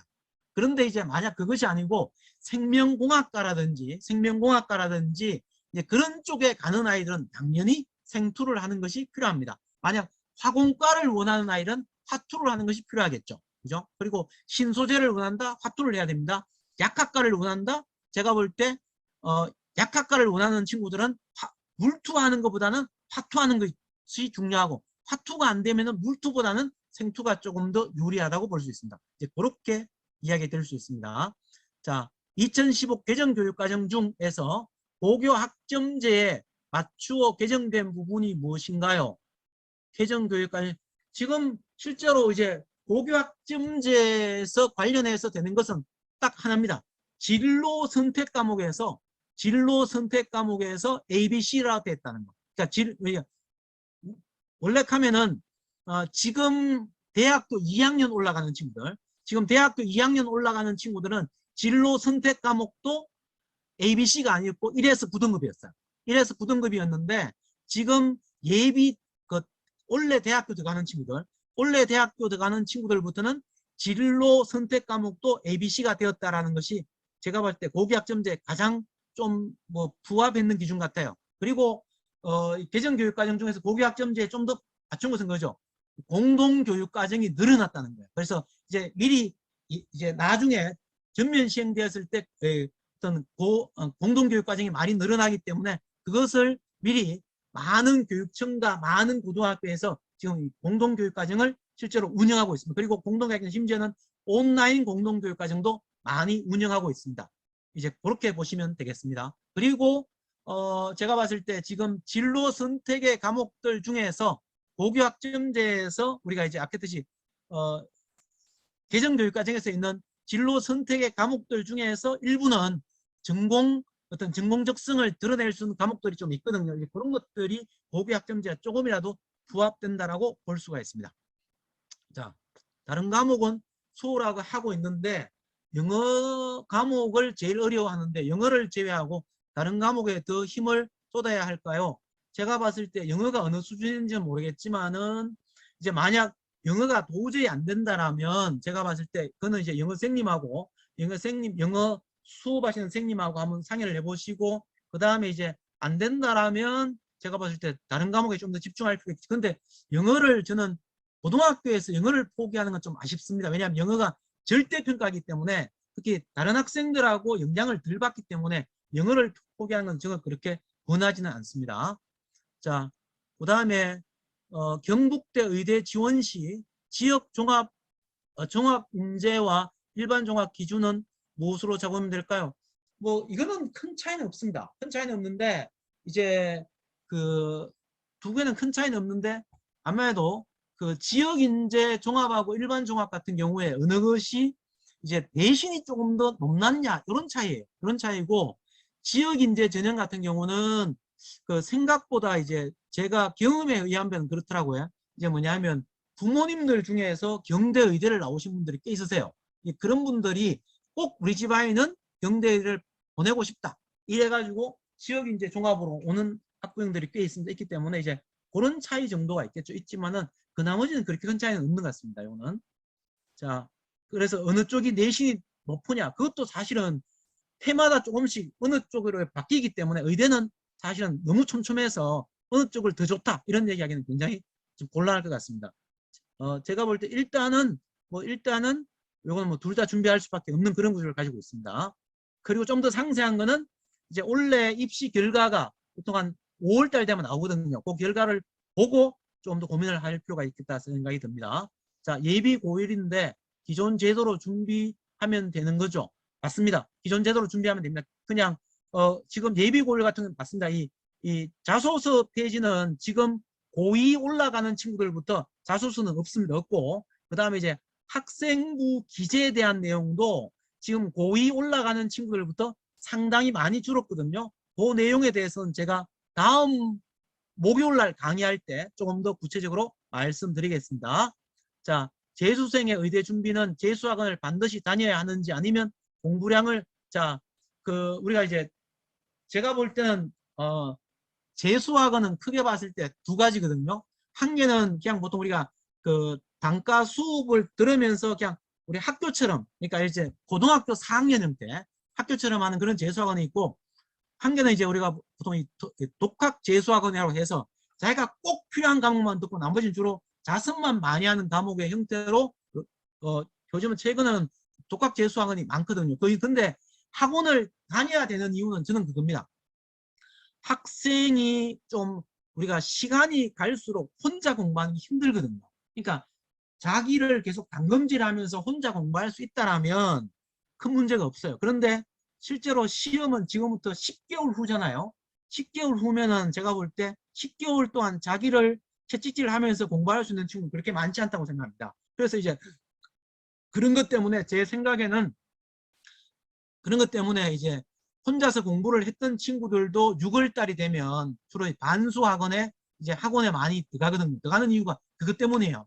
그래서 제가 볼 때는 일반 재수학원 만약 이제 학력이 부족하다면 일반 재수학원을 다니는 게 맞고 학력은 어느 정도 괜찮은데 여러 가지 멘탈이라든지 이런 데 문제가 있다면 저는 독학 재수학원을 다니면서 자기 공부하는 시간을 좀 관리받는 형태로 하는 것도 괜찮다라고 저는 개인적으로 생각합니다.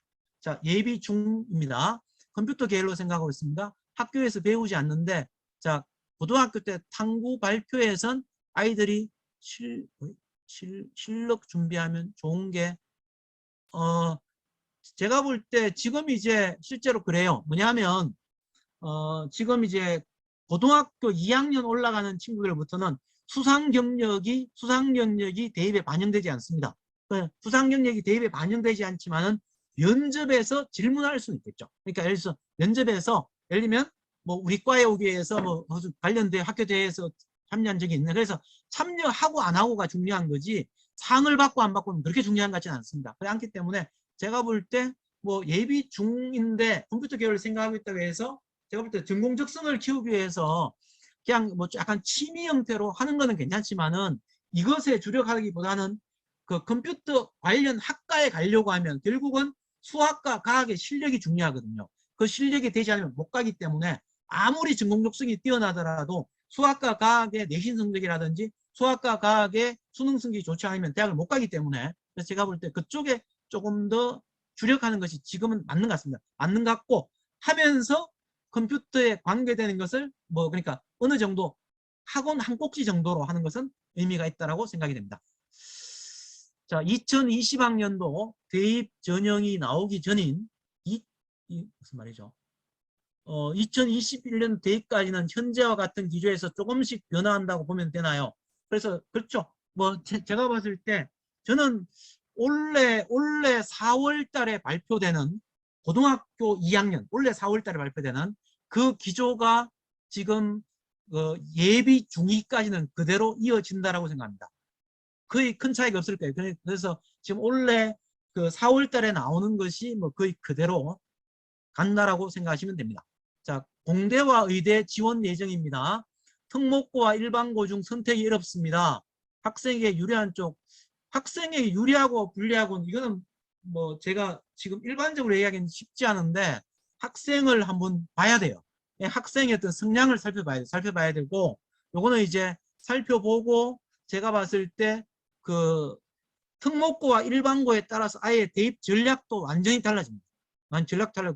그래서 저는 개인적으로 그렇게 생각하거든요. 특목고에 가든 뭐 자사고에 가든 일반고에 가든 그에 상관없이 아이가 진학했죠. 그 학교의 수준에 맞춰서 저는 대입 전략을 짜드리거든요. 그 대입 전략을 짜고 그거에 맞춰서 이제 무조건 6개월에 한 번씩 대입 전략을 수정할 수도 있고 보완할 수도 있어요. 이제 그런 형태로 이루어지는 거예요. 이루어지기 때문에 제가 볼 때 지금 어느 쪽이 유리하다 그 이야기를 하기는 좀 곤란한 것 같습니다. 그래서 일반적으로 특목고를 가면 우수 집단이 몰려있기 때문에 학생부 종합전형으로 많이 가는 건 분명합니다. 그래서 이제 그렇게 생각하시면 되겠습니다. 중3 교과서인가요? 예, 중3 교과서입니다. 그러니까 지금 올라가는 학년의 교과서를 많이 정독하는 것이 필요합니다. 왜냐하면 결국은 중학교 3학년, 중학교 2학년 교과서 수준이 확장되는 형태가 고등학교 교과서예요. 그래서 왜냐하면 제가 개인적으로 제 집사람이 이제 지금 학교에 지금 이제 교감으로 있는데 집사람이 이제 교과서를 편집을 했거든요. 이게 교과서 저자거든요. 제가 교과서를 집필했는 걸 알기 때문에 보면은 주로 이제 했듯이 중학교 교과서와 고등학교 교과서 수준이 그래요. 이제 중학교 교과서에 약간 확장되는 교과서이기 때문에 중학교 내용을 완전하게 이해했는 친구들이 고등학교 교과 내용도 쉽게 이해하는 경우가 많기 때문에 무조건 그 학년의 교과서를 읽는 것이 매우 매우 중요합니다. 아주 중요합니다. 또 지금 여기 질문이 올라왔는데 조금 더 설명드리겠습니다. 지금 특목고하고 자사고가 아까 얘기했듯이 고교학점제가 전면 도입되는 시기부터 일단은 원래 자사고가 없어지는 것으로 예정되어 있습니다. 되어 있는데 지금 뭐 법원하고 이런 여러 가지 문제가 있어가지고 지금 그거는 약간 미동적이라고 저는 보여집니다. 그래서 일단은 원래 예정은 고교학점제가 전면 도입되는 시기부터 없어지는 것이 예정입니다. 자, 중1 수학을 너무 힘들어 합니다. 어디까지 공부를 시켜야 할까요? 자, 수학을 힘들어 하더라도 제가 볼 때 수학을 힘들어하면 제가 봤을 땐 경우에 따라서는 초등학교 4학년 수학부터 새로 훑어야 될 수도 있습니다. 보통 일반적으로 그 학생들이 수학을 힘들어하면 초등학교 4학년부터 수학이 흔들렸을 가능성이 커요. 그래서 4학년, 5학년 수학을 다시 훑어서 올라오는 것이 저는 맞다고 생각합니다. 그리고 이제 보통 이제 그 수학을 하면서 이제 이런 경우도 있거든요. 아이들이 우리 집 아이는 잘하는데 실수를 많이 해. 그래서 주로 수학 실수를 하는 아이들의 특징은 뭐냐면, 물론 여러 가지가 있지만은 제가 봤을 때 가장 큰 특징은 뭐냐면, 제가 1년에 상담을 많이 할 때는 한 1000명씩 했거든요. 그래서 제가 이제 그때 보면은, 이야기 보면은 그런 게 어떤 경우냐, 이런 경우입니다. 제한된 시간에 문제를 푸는 데 익숙한 학생. 그래서 예를 들어서 학원에서 나머지 학습을 시켜가지고 언제까지 해야지 집에 간다. 뭐 이런 경우에는 아이들이 수학을 굉장히 뭡니까? 조금 급하게 풀어요. 그래서 저는 수학 문제는 이런 것이 필요하다고 생각합니다. 한 문제가 나왔을 때 한 문제를 하루 점도록 고민할 수 있으면 좋겠어요.